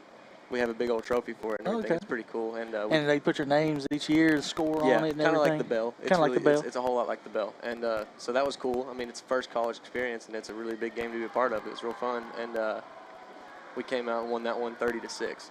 So Nice. All right. So each week we're having different guests. Like last week we had Hamilton. He went in the Hall of Fame. You're not eligible for the Hall of Fame. You'll probably be nominated here maybe 9 or 10 years. But let's talk about your time here at William Blount. I know you cherished all your time here. Talk about the moments from stepping on campus as a freshman all the way until senior year. Well, when I walked in as a freshman, I knew that I wasn't going to do anything really offensively related, and so I was here, and I knew I was going to have fun kicking, and that's I had good guys around me. I had a bunch of seniors that were my friends, and they welcomed me in real well, and freshman year, go ahead. It was fun. I mean, it was a great experience to high school football. It was something different that I'd never seen before. Just kicking only, Yes. kickoffs and kicking extra points. Yeah, that was all I did freshman year. So sophomore year, they give you a bigger role, right? Yeah. Sophomore year, it was about midway through the summer. They started running me at X or Z. I think it was X, and went to a couple 7-on-7s. And first snap of my, I guess, offensive football career, I had a Division I corner line up against me. Ooh. So I was Welcome to the big league, kid. It was fun. Right away. It was a good introduction. And then junior year, you go on. Then you're pretty much leading receiver, stuff like that coming back. Your junior and senior year, you just put astronomical numbers up. I don't know the exact record for most points in the career, but I would say you were up there because of points on extra points and touchdowns. You may be the all-time leading scorer. Yeah, I don't know where would you find that? I don't really know. We haven't done a good job of keeping history statistics, but I know there's a few players that have played all 4 years of scoring touchdowns. So, but you were able to score points every year. So, and then your senior, junior year, you got touchdowns also. So, I know you'd be up there. So, as you see the William Blount band taking the field, hopefully they will have a better performance than our Govs on the field tonight. As it's not been good. It's 38-0, and we're going to take another 2-minute break. Come back with some area updates.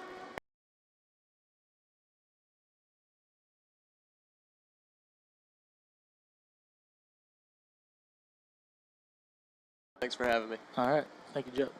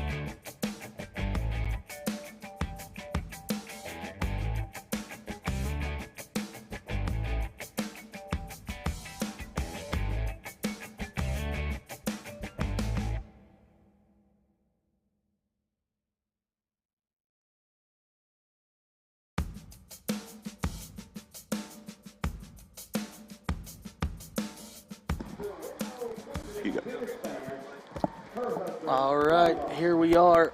It's time. Stan, we need a better performance for my late wife, Kayla. She would not have been impressed with Mr. Creamsicle 2.0 last week. And I've been critical this week of him, so I'm going to give him another chance here. But, yeah. He was really worried about the hamstring, you told me. I understand that. After pulling one last year, he's got a lot of tough competition. I see Baylor Cup down here and Reese Pride. So there's two, I think, that'll get him. I don't know who else.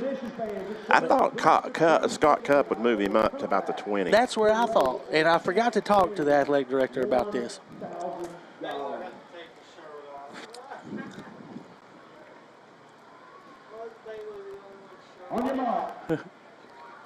No, that's Reese. He's got his shirt off. Hilbert with a good start. He's got a much better effort so far. Let's see. He's almost to the 50, and they're catching him a little. I don't think they're going to get him, Stan. He's at the 30. He's giving out He's at the hard. 20. He's going to be the champ. The guy at the front might have got him. The guy at the top might have got him. We'll have to see the replay. Snotterly has the results.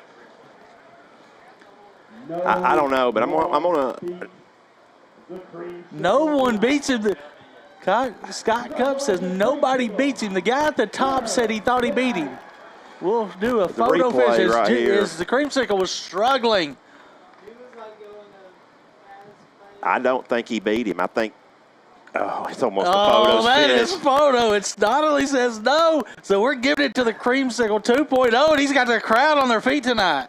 Good job by the Creamsicle. He's Redeemed himself for redemption sure. right there. All right, now it's time for the college pick segment as we'll bring Timothy in. As he's our expert, Stan. Yeah. I didn't know this. Well, I cheated off of him last week and used that Penn State pick, and it paid off for me last night with about 52 seconds left in the game when they took the lead. A couple of those games last night could have went either way. West Virginia, Pittsburgh, as well as the Penn State game. So, all of course, right. and then go back all the way back to last Saturday. What a shocker in Nebraska. There's your standings. So Tyler 2 and 3, bringing up the rear. So even their guest picker, was Hamilton. Hamilton Borden goes 4-1. This week's guest picker, you just heard him, was Joe Matosi, and we'll get his picks as we go through these picks. I don't got much this week, so. Do what? You don't have much this week? Right. Timothy says he don't have much this week. So he'll be winging it. He'll be winging it. Well, that's usually what I do anyways. That's why Stan beats him every year. So there's your standings. All right, we'll start with game number 1. It'll be North Carolina at Appalachian State. Appy State is a 1-point favorite in this game. Another North Carolina team. Like tonight, you see Virginia Tech going to Old Dominion. Another ACC team going on the road to a smaller conference. I will start with this one. I'm going with that Mountaineers. Appy. That's a bold pick right there. And, this is one of the biggest games in Boone ever in the history. I mean, they've been talking Miami 3 or 4 years ago. Yeah, they did. But this was such a close rival. Because of the state right there. They say tickets are outrageous. Though what they're going for, and it's a small stadium place, considering. Don't they still got people can just come sit on the hill though, don't they? I think on one end they got some seating on one end and then both sides. But it's a big game. I think App State will be up for it. I was not real impressed with North Carolina last week against a bad Florida A&M team that had 25 guys ineligible. I'm going to go with Appy State. I got App State with y'all too because it's the home game for them, so I think they're going to pull it out. I didn't write Tyler's picks down. You got them? Anybody got Tyler's picks? I believe he picked App State, I think. Because I deleted that thread, I remember. You're going to Appy State also, Tim? Yeah. Well, our guest picker, Job, is going with North Carolina. Tyler went with App State. Okay. I've got him right here. So keep Tyler's picks up. Second game, Stan, I'll let you start with this one. As your Bulldogs, the defending national champions, first time in 42 years. They are playing a big game against Oregon. Spread is not indicative, but the game is not at Georgia. It's in Atlanta. The BMW, or the Mercedes-Benz, I should say. Yeah, it's an intriguing game. Georgia lost a lot of players on defense to the NFL. What's really intriguing, Robbie, is Dan Lanning, the head coach for Oregon, was the defense coordinator at Georgia last year. So his opening game, he's having to go back against Kirby Smart. So, so anyway, I think Georgia pulls this one out. I think it might be a little bit closer. I would think that Oregon's going to stay under the number, but That's why I'm the same way. I think Oregon actually can play for 3 quarters. I think they can play with them. So Tyler goes with Georgia. Yes. Job goes with Georgia. Timothy? I got Georgia too. Like you said, they can stay with them for 3, but like Tennessee last year, they can't get them in the 4th. Yep, I agree. Third game is a big game here. Cincinnati at Arkansas. Let Timothy start with this one. I went Arkansas because it's a home game for them. They seem to be better than Cincinnati this year. Yeah, Pittman is. Pittman's done a good job. He's done a good job in the 2 or 3 years he's been there. But I'm going to go with Cincinnati. I just think they got a lot of momentum these last couple years. They only got a couple losses. I'm going to go with Cincinnati to stay hot. I know they're an underdog, but I'm going to go with them to pull this one out. I like the Hogs at home. It's Pittman, another former Georgia assistant under Kirby Smart. But here's the reason, Robbie. Cincinnati's replacing their quarterback. Yeah, he plays for the Falcons now. So I'm going to go with Arkansas Razorbacks, as well as Tyler went with Arkansas. All right.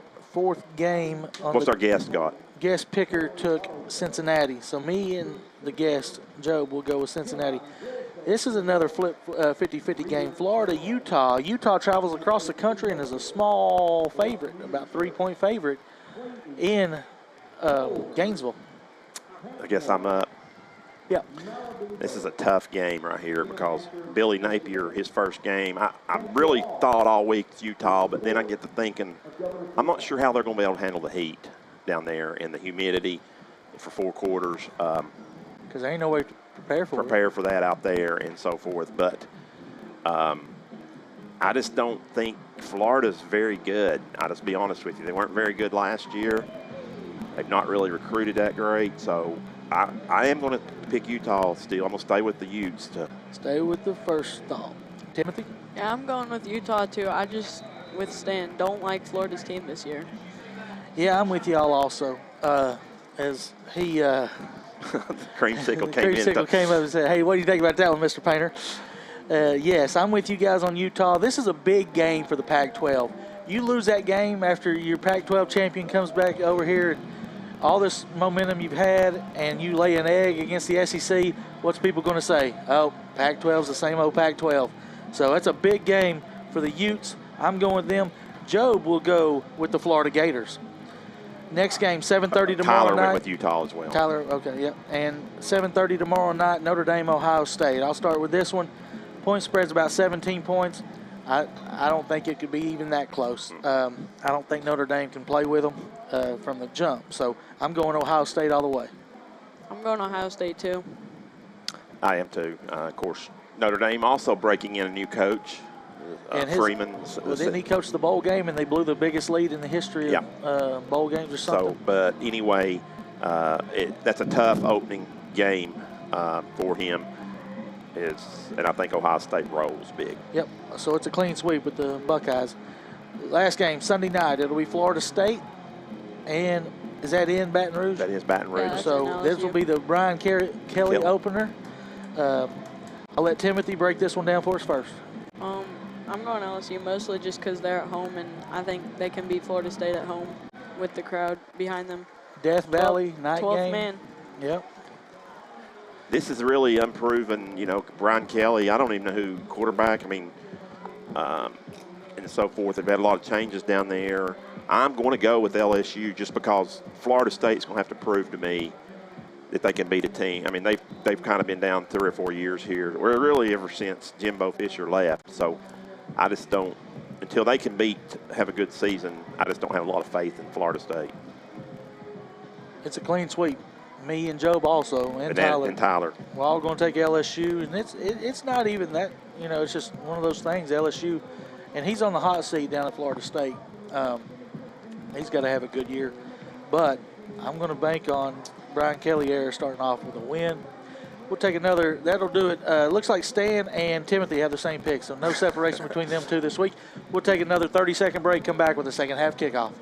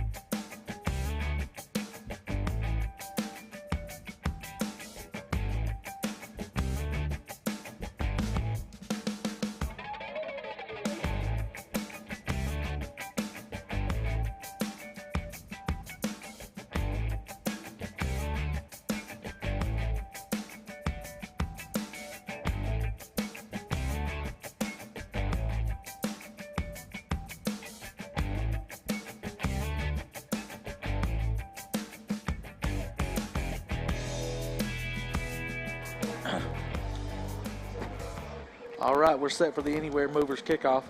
It's brought to you by Anywhere Movers. You can have Janetta call at 865-235-4108. Got to try to get some points here. Make it a little respectable as this third quarter goes. We'll go over some scores from around the area as we didn't quite get to that. You better go over them quick, Robbie, because this clock's going to run. Yeah. 8:34. And the pass kick's going to be taken at the 5 or 6 yard line by Randy Reed. He'll run to his right and get close to the 20 before he's tackled there, right around the 20. Reed on return. All right, let's look at the Gov Nation scoreboard. Morristown East Dobbins Bennett 21-7 at halftime. Greenville only up 14-0 on Elizabethton. Morristown West up 17-6 on Crockett. Science Hill still sitting at 21-7 over West Ridge. Bearden up 29-0 on Hardin Valley at halftime. Bradley over Cleveland 10-3. Here's a handoff up the middle to Pierce. Did he fumble the ball? He fumbled. I believe we got it back.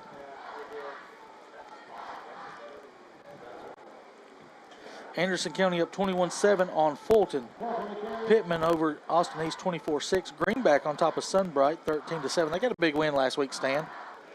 Yes, over Oneida. Cotton County gets a score right before halftime to make it 28-21. Mountaineers still lead that one 28-21.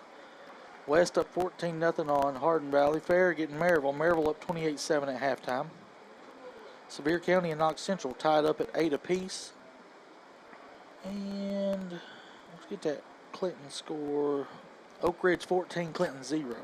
That is unbelievable. Yeah, I can't believe that. And Powell is taking the lead on Carnes 28-21. Running right and wide and getting flipped over is Ogle. I think he might gain one. I don't know about that. I think maybe he just got back to the line of scrimmage. Well, no gain. You're right, Stan. It'll be mercy rule the whole second half unless we score 9 points or cut into this deficit by 9 points.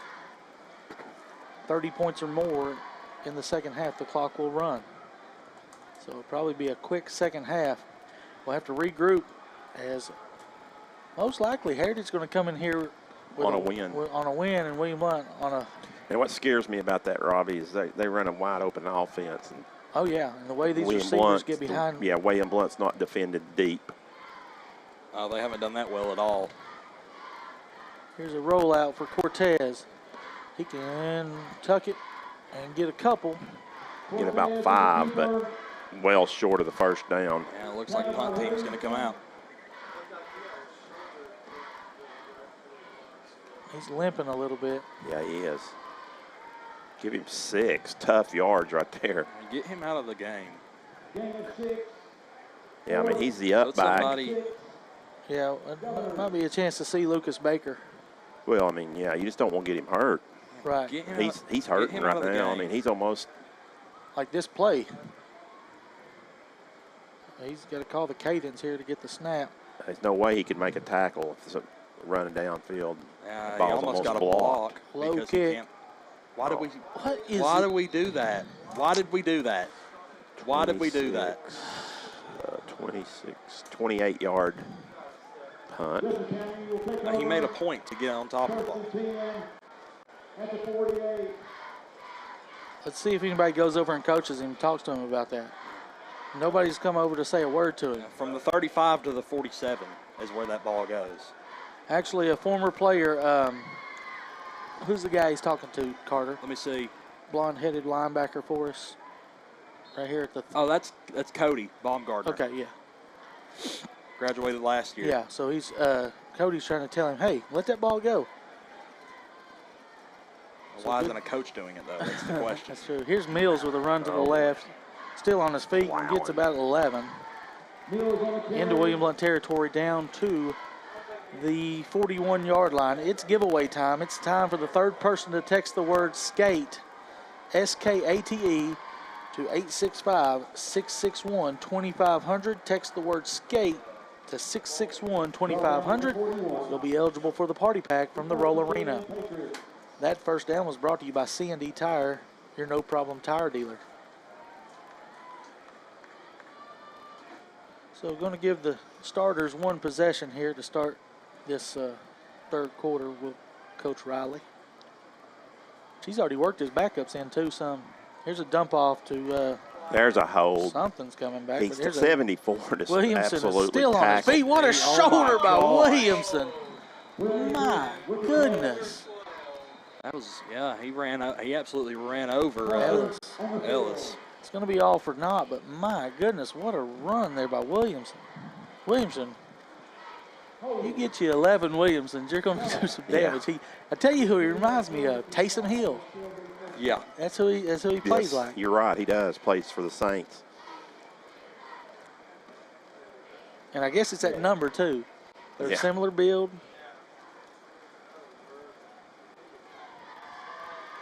No doubt about that, though. Number big 74 for just grabbed Nick Moore just tackled our 74.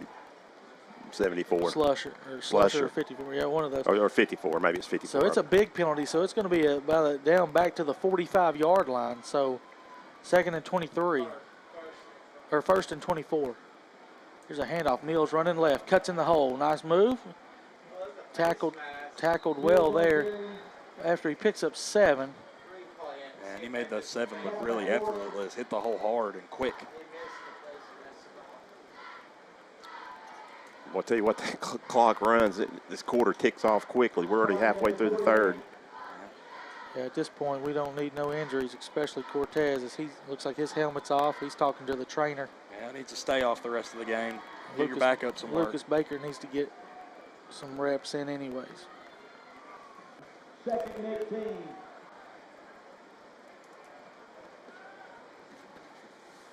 Here's play action, bubble play, out to the top of the screen, up to his left sideline and off to the races. Here's another speedster. Can't get the number because it's so fast, but it is a 48-yard touchdown.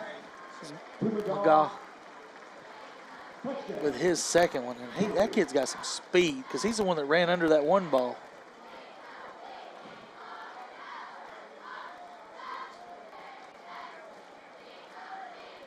Yeah, we'll get to see if we see the sophomore Lucas Baker. Lucas Baker could be a touchdown maker.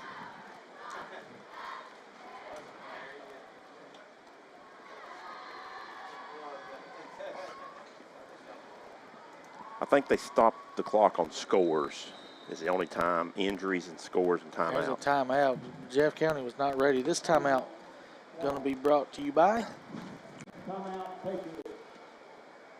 South Park Storage and Penske Truck Rentals. Give Jeff a call at 981-9627. 30-second break.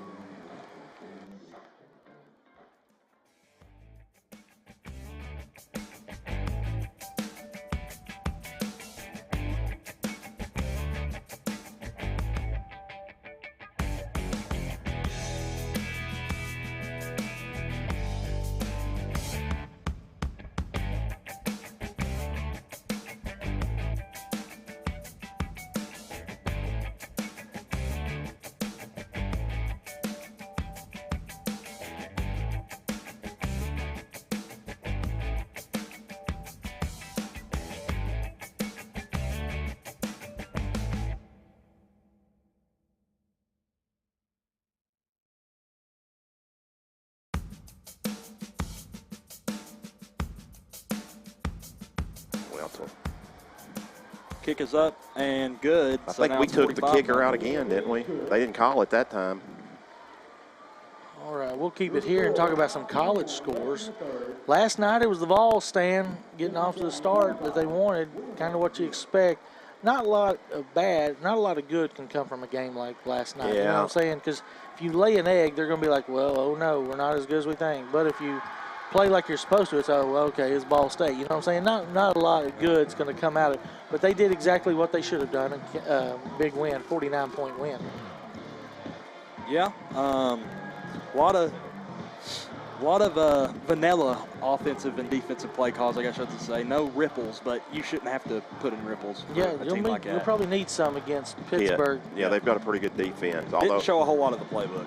I was surprised that West Virginia scored 31 on them. Yeah, with that defense that they returned. Yeah. Especially that defensive line. It is ridiculous up there in Pittsburgh.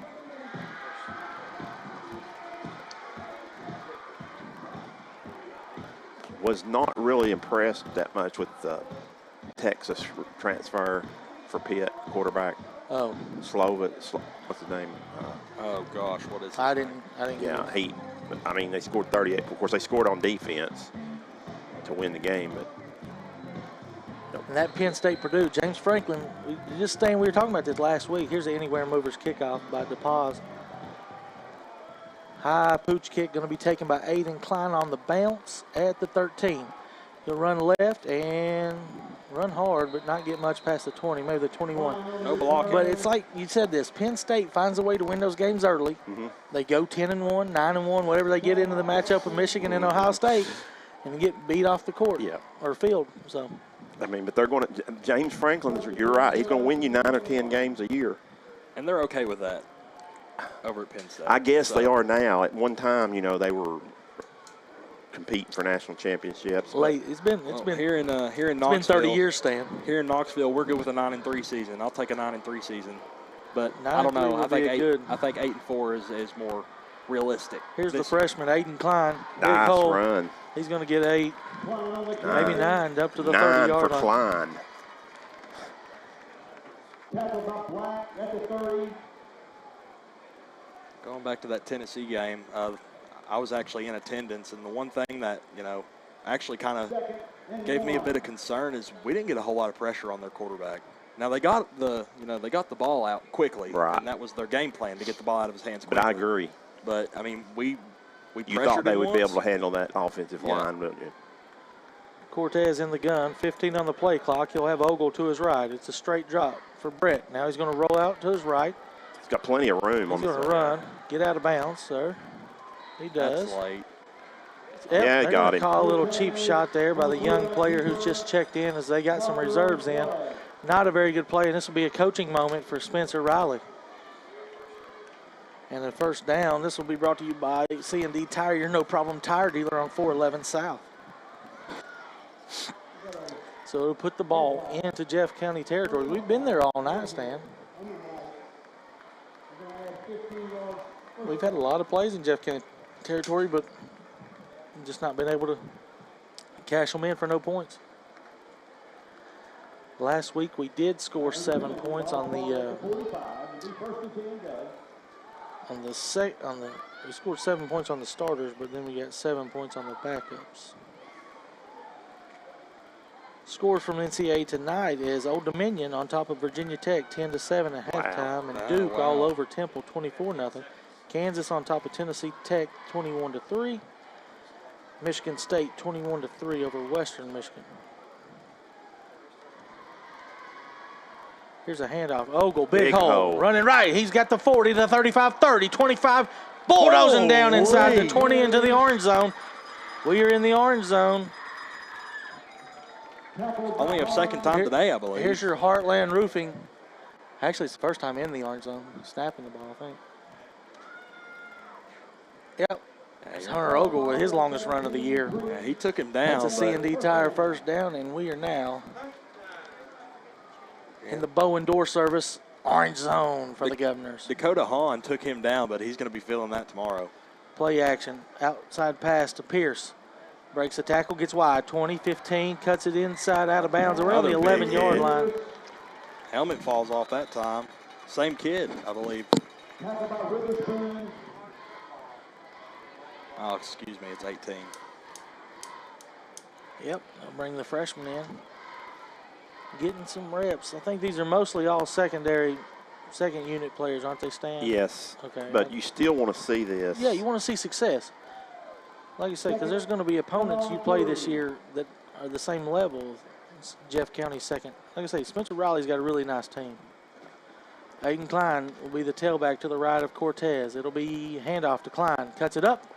Can he find the end zone? He's down at the 1. He's looking for his second touchdown on the season, but they're going to call him down at the 1. Yeah, give him another carry. Oh, they're going to bring him out. Bring TJ. power package in. TJ Pierce probably.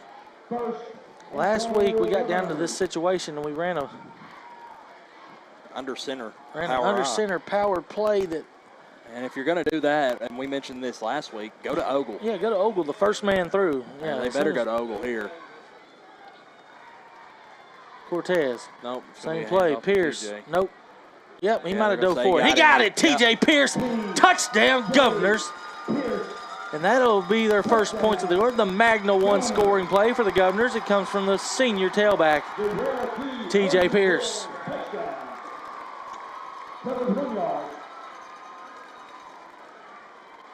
Extra point will be down by Plemons.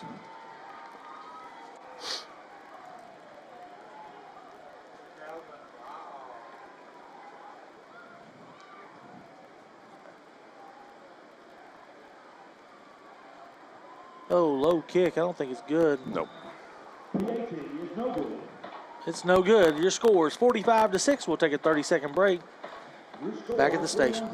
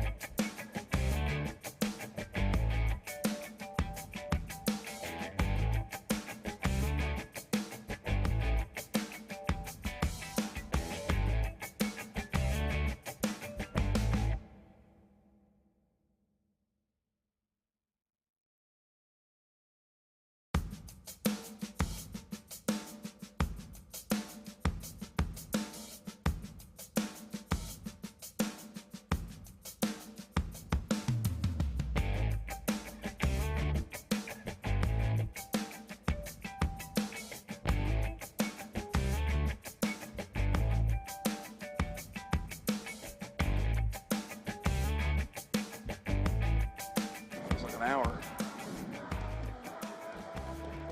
All right, we're set for the Anywhere Movers kickoff. This is our second one by us today. All three of them will go up there.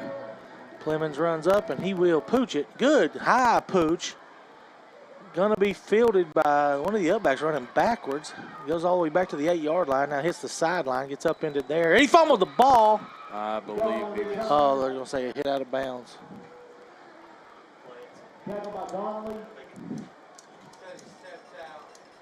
Here's your instant replay, just in case. We'll just check to see if they're right there in front of him. There's nothing they can do about it now. But I think, Robbie, talking about. no, ball was clearly out. Ball was out, but In the it towed the line. okay, the ball hit out of bounds. Yeah. So yes, it definitely was a fumble. And your score at the end of 3 quarters is Patriots 45, William Blount 6. They'll flip the field and they'll go towards the church. Nope. And that's like a quarter of an inch away from being a turnover. 30-second break here on the Gov Nation Network and AM 1470 as we got one more quarter to play.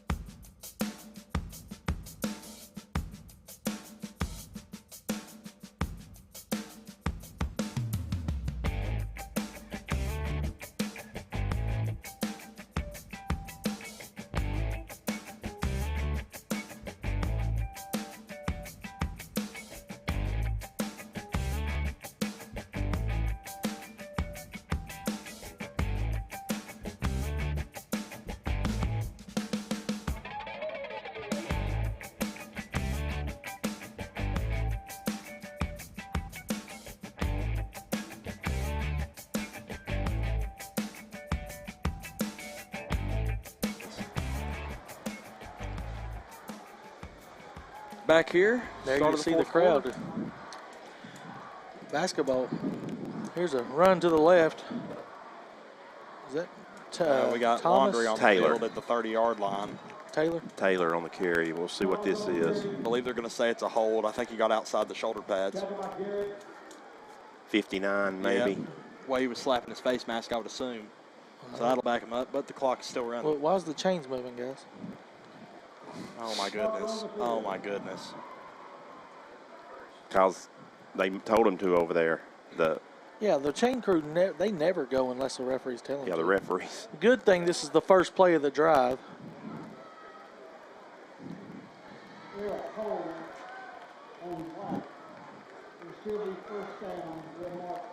80's not in the student section today. Is that what it is? Yeah.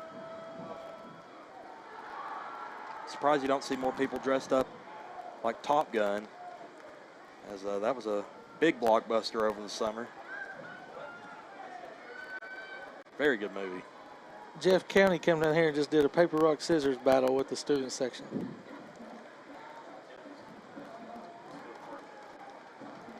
First and 20. Yeah, it should be around first and 20. First and 15. First and 15, it's okay. A spot foul. So all this time, and a minute and a half has ticked off, and really technically no play has been ran in the fourth quarter. Handoff straight ahead, Taylor for a gain of 4. Move inside of 10 minutes remaining here.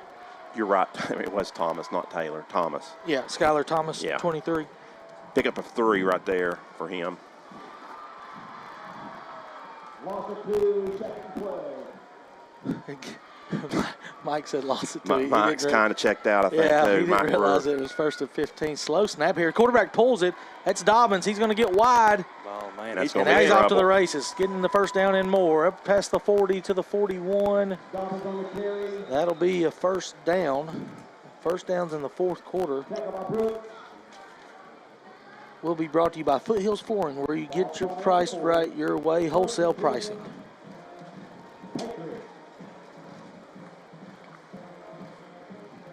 Plans for tomorrow, guys? My sister's birthday. She turned 36 years old today, so I'll take her out to dinner tomorrow. I'll be about 3:30. I'll be tuning in to Georgia and Oregon. Georgia, Oregon. I'll be on my couch watching football just about all day. All right. Got a few buddies coming in from college, too. There's a nice tackle outside by Reed, I believe, after a gain of 3. That's a new back in, too, I believe. Is it 15 or 45? 29, I think. 29, yeah. That is Sean Jackson. Sean Jackson, he is a freshman, 6 foot, about 180 pounder. So right here, Spencer Riley, Robbie, talking about it. He's building depth. Building depth, yeah. Unlike what Clinton we saw from Clinton. Which is why they were getting Jackson. beat by Oak Ridge. Jackson running left. Nice cut by the freshman, but they're going to be some type of penalty. TJ needs to watch himself. Yeah, he's right there. No reason to get ejected. Oh, It's the Heritage game. He One almost game took you us. want to play as a senior for sure. When you know the season ain't going too well, you definitely don't want to miss the rivalry game against Heritage. You won 24 out of 26 meetings. He already missed it last year because of injury. Right. You don't want to miss it your senior year. Backing him up again. That clock is just still running as we're moving under 7:50 here.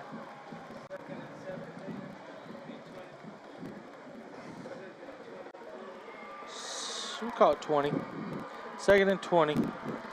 Second in the church.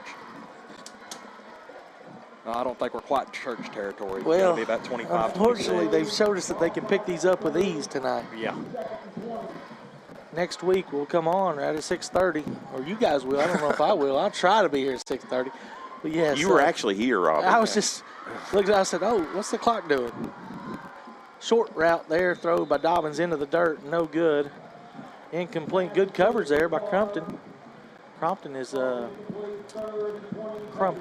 Major Crumpton is a sophomore. He's definitely all over the place. Yeah, pretty good baseball player too. Played just about everywhere for the JV team last year that I helped coach. Good center fielder. So opportunity, Jefferson County hadn't punted tonight. So this may be an opportunity to get off the field and force them to punt one tonight. Yeah. On 3rd and 20. Timeout by Jefferson County, I believe. It'll be their second one they've burnt this half. Clock continues to run. Well, they stopped it now.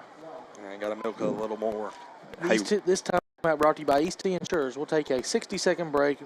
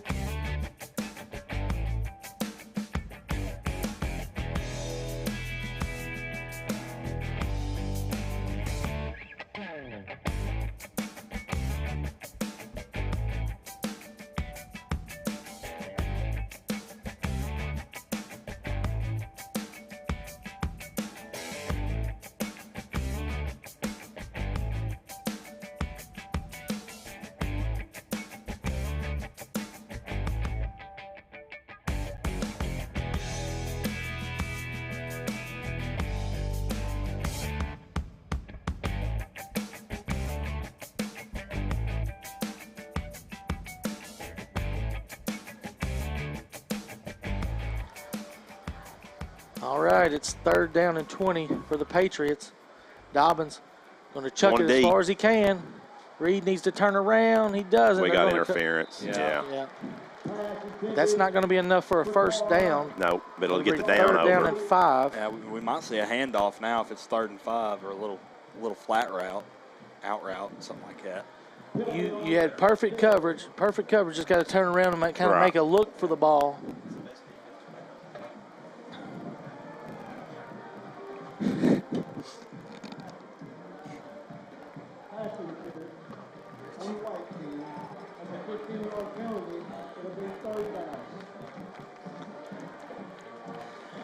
So it'll reach.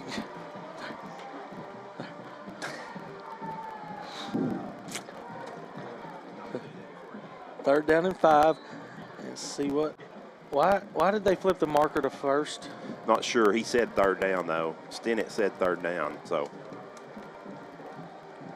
Yeah, they flipped it back. All right, 3rd So down maybe and 5. 2-down territory now for the Patriots. Clock is almost to 5 minutes here as they take this snap. Yeah. William Got a Blount new still tailback in there. Actually, it may be Thomas. Straight ahead. First And it's down. going to be first down yardage for the Patriots. Got 6. And a Blount Foothills Flooring first down. Needed That was 5, got Jackson. 6. At the rate this half is going, or this quarter, I should say, William Blount's not going to have an offensive possession Nope, probably not. unless they have a breakout run. Take it for 6, or we get a defensive stop.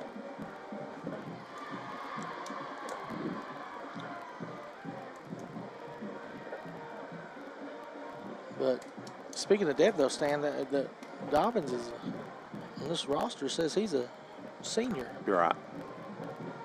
I guess they're just giving him some playing time, but I mean, you also don't, if you lose your starter. right.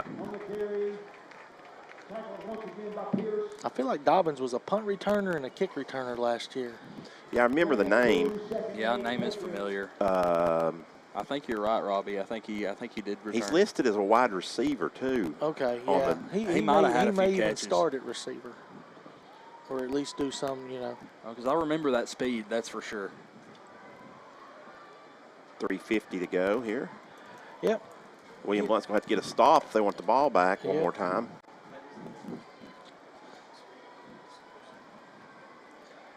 Here's Dobbins handing it off to a running back, running left. It's number 45. He's going to pick up good yardage to bring up 3rd down and 2. That was Jaden Jackson on the run. Yeah, he's a junior. And that's the scary thing about this Jeff County team. Their starting running back, Mills, is a junior. Quarterback's a believe junior. So quarterback that was is a junior, Jaden yeah. Jackson, not Sean Jackson, Yes, Jaden Jackson, 45. 45. New quarterback. I believe it's going to be 17. Mason Henderson. It's a freshman. He'll hand it to 29, running left, going to get the first down. That's Sean Jackson. Sean Jackson, 29. So 29.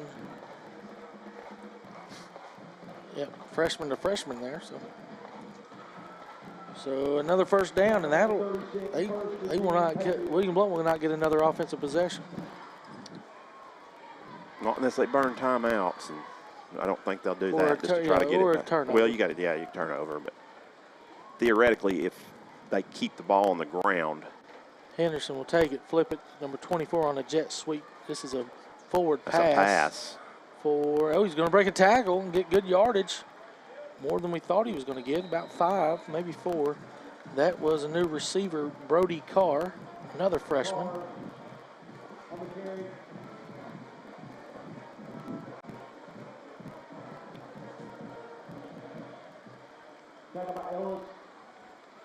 Yep, Stan, we'll talk about this. It's 42-7, Dobbins Bennett over Morristown East, so they're definitely going to 1-0. And Science Hill 42-7 over West Ridge, they're going to 1-0. And Jefferson County goes to 1-0. So those are your top 3 after week 1 of region play. William Blount never had an 0-10 season. Nope. And we know last year looked like it could have been. The kids played so hard, they found a way to win against Heritage. And it's going to come down to something like that again next week. They're going to have some effort above what they've shown so far if they're going to be able to keep us from an 0-10 season.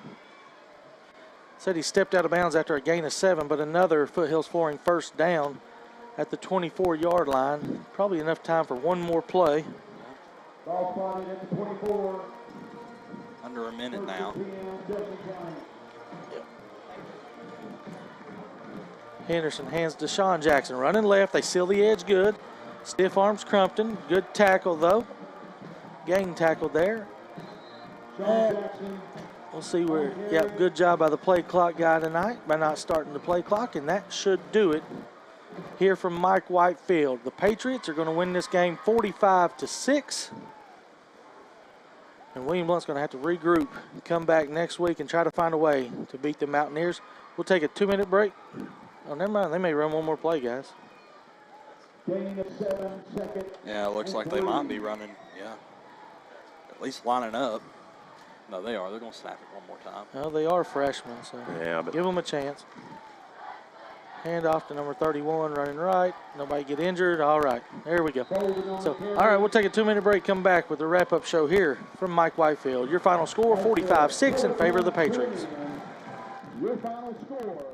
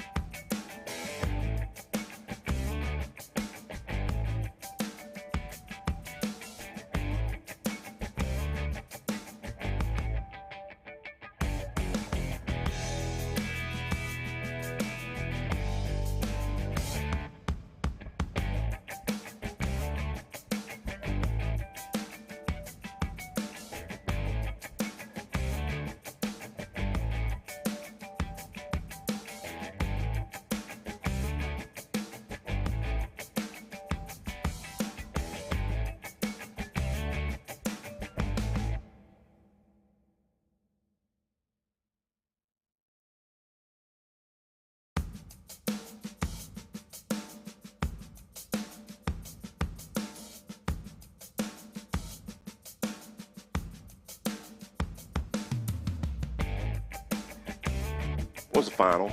45-6? 40. No scoring in the fourth quarter. Back at William Blount High School, where Blount comes up a loser to Jefferson County 45-6. This is Stats with Stan, brought to you by Realty Resource Systems, your full-service real estate company. Jefferson County really won this in the first half. They were up 38-0. Williamson with a couple of touchdown runs in the first quarter. Barron kicked. They led 14-0 at the end of one. They scored 24 more in the second. Emil's touchdown run. McGall, 46-yard touchdown pass from Hall, and Phipps, 18-yard touchdown pass, along with Barron's 24-yard field goal, and it was 38-0 at the half. Third quarter, McGall gets his second touchdown, a 48-yarder from Hall to make it 45-0. Blount's only touchdown came late in the third quarter with Pierce with a 1-yard run. Kick was no good. 45-6 at the end of the third period, and that's where the game ends. No scoring in the fourth quarter. Here are your team statistics. William Blount with 8 first downs for the game, 19 for Jefferson County. William Blount carried the football 24 times for 93 yards.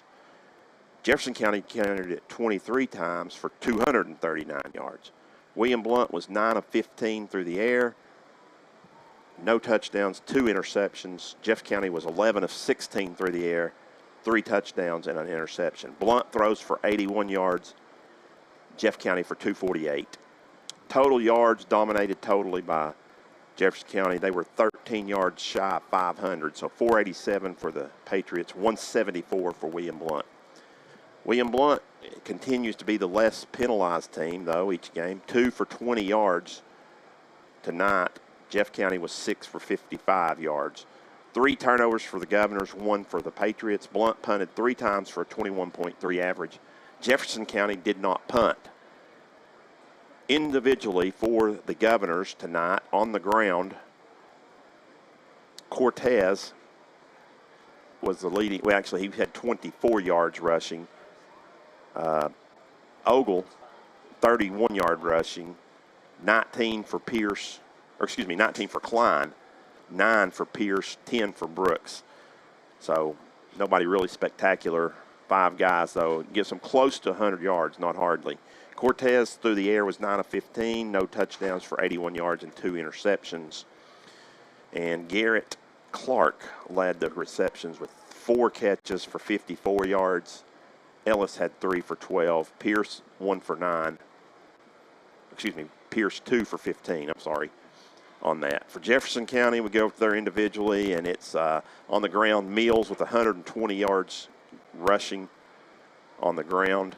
Have a lot of other guys with that. Jackson had 22 yards, 35 yards for Williamson, 59 yards rushing for Thomas. So they were pretty balanced over there. A couple other guys got in as well there. Through the air, most of the damage was done by Hall.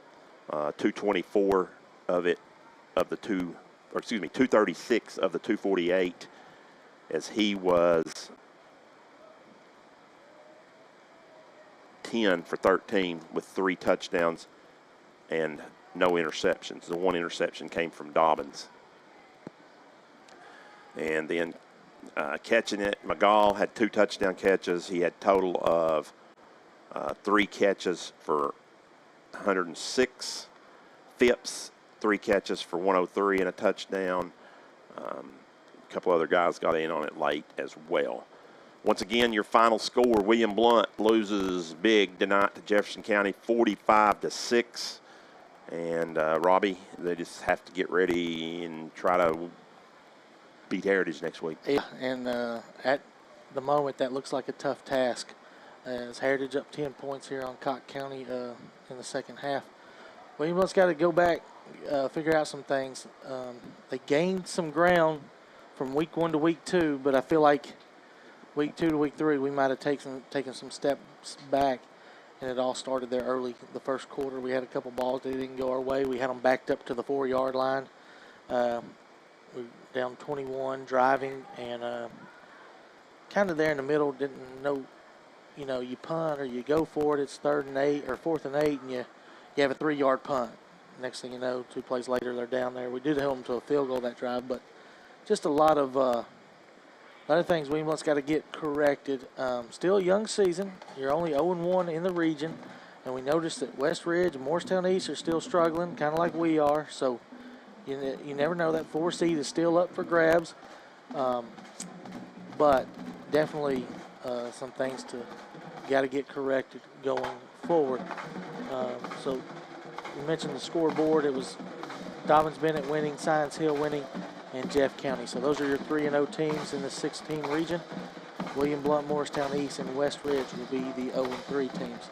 Carter, you got any final words? Yeah, got to be able to stop the pass next week. That's for sure. That's what we need to work on in practice, I would think, because Jeff County killed us with the deep ball a few times, and Heritage is going to try and do the same thing. Yeah, and I've heard Heritage is secondary, and they're not very good against the pass either. Yeah. So, well, problem is we're not a passing team. Yeah. So, this is what on paper it doesn't look like, the matchup is that favorable. But history's on our side as we've won for sure. 24 out of 26 and a lot overall. So next week it'll be here on the Gov Nation Network, 7 o'clock kickoff, 6:30 we'll go live, and hope everybody has a good weekend and stay safe, and we'll see you next Friday night. Until then, God bless.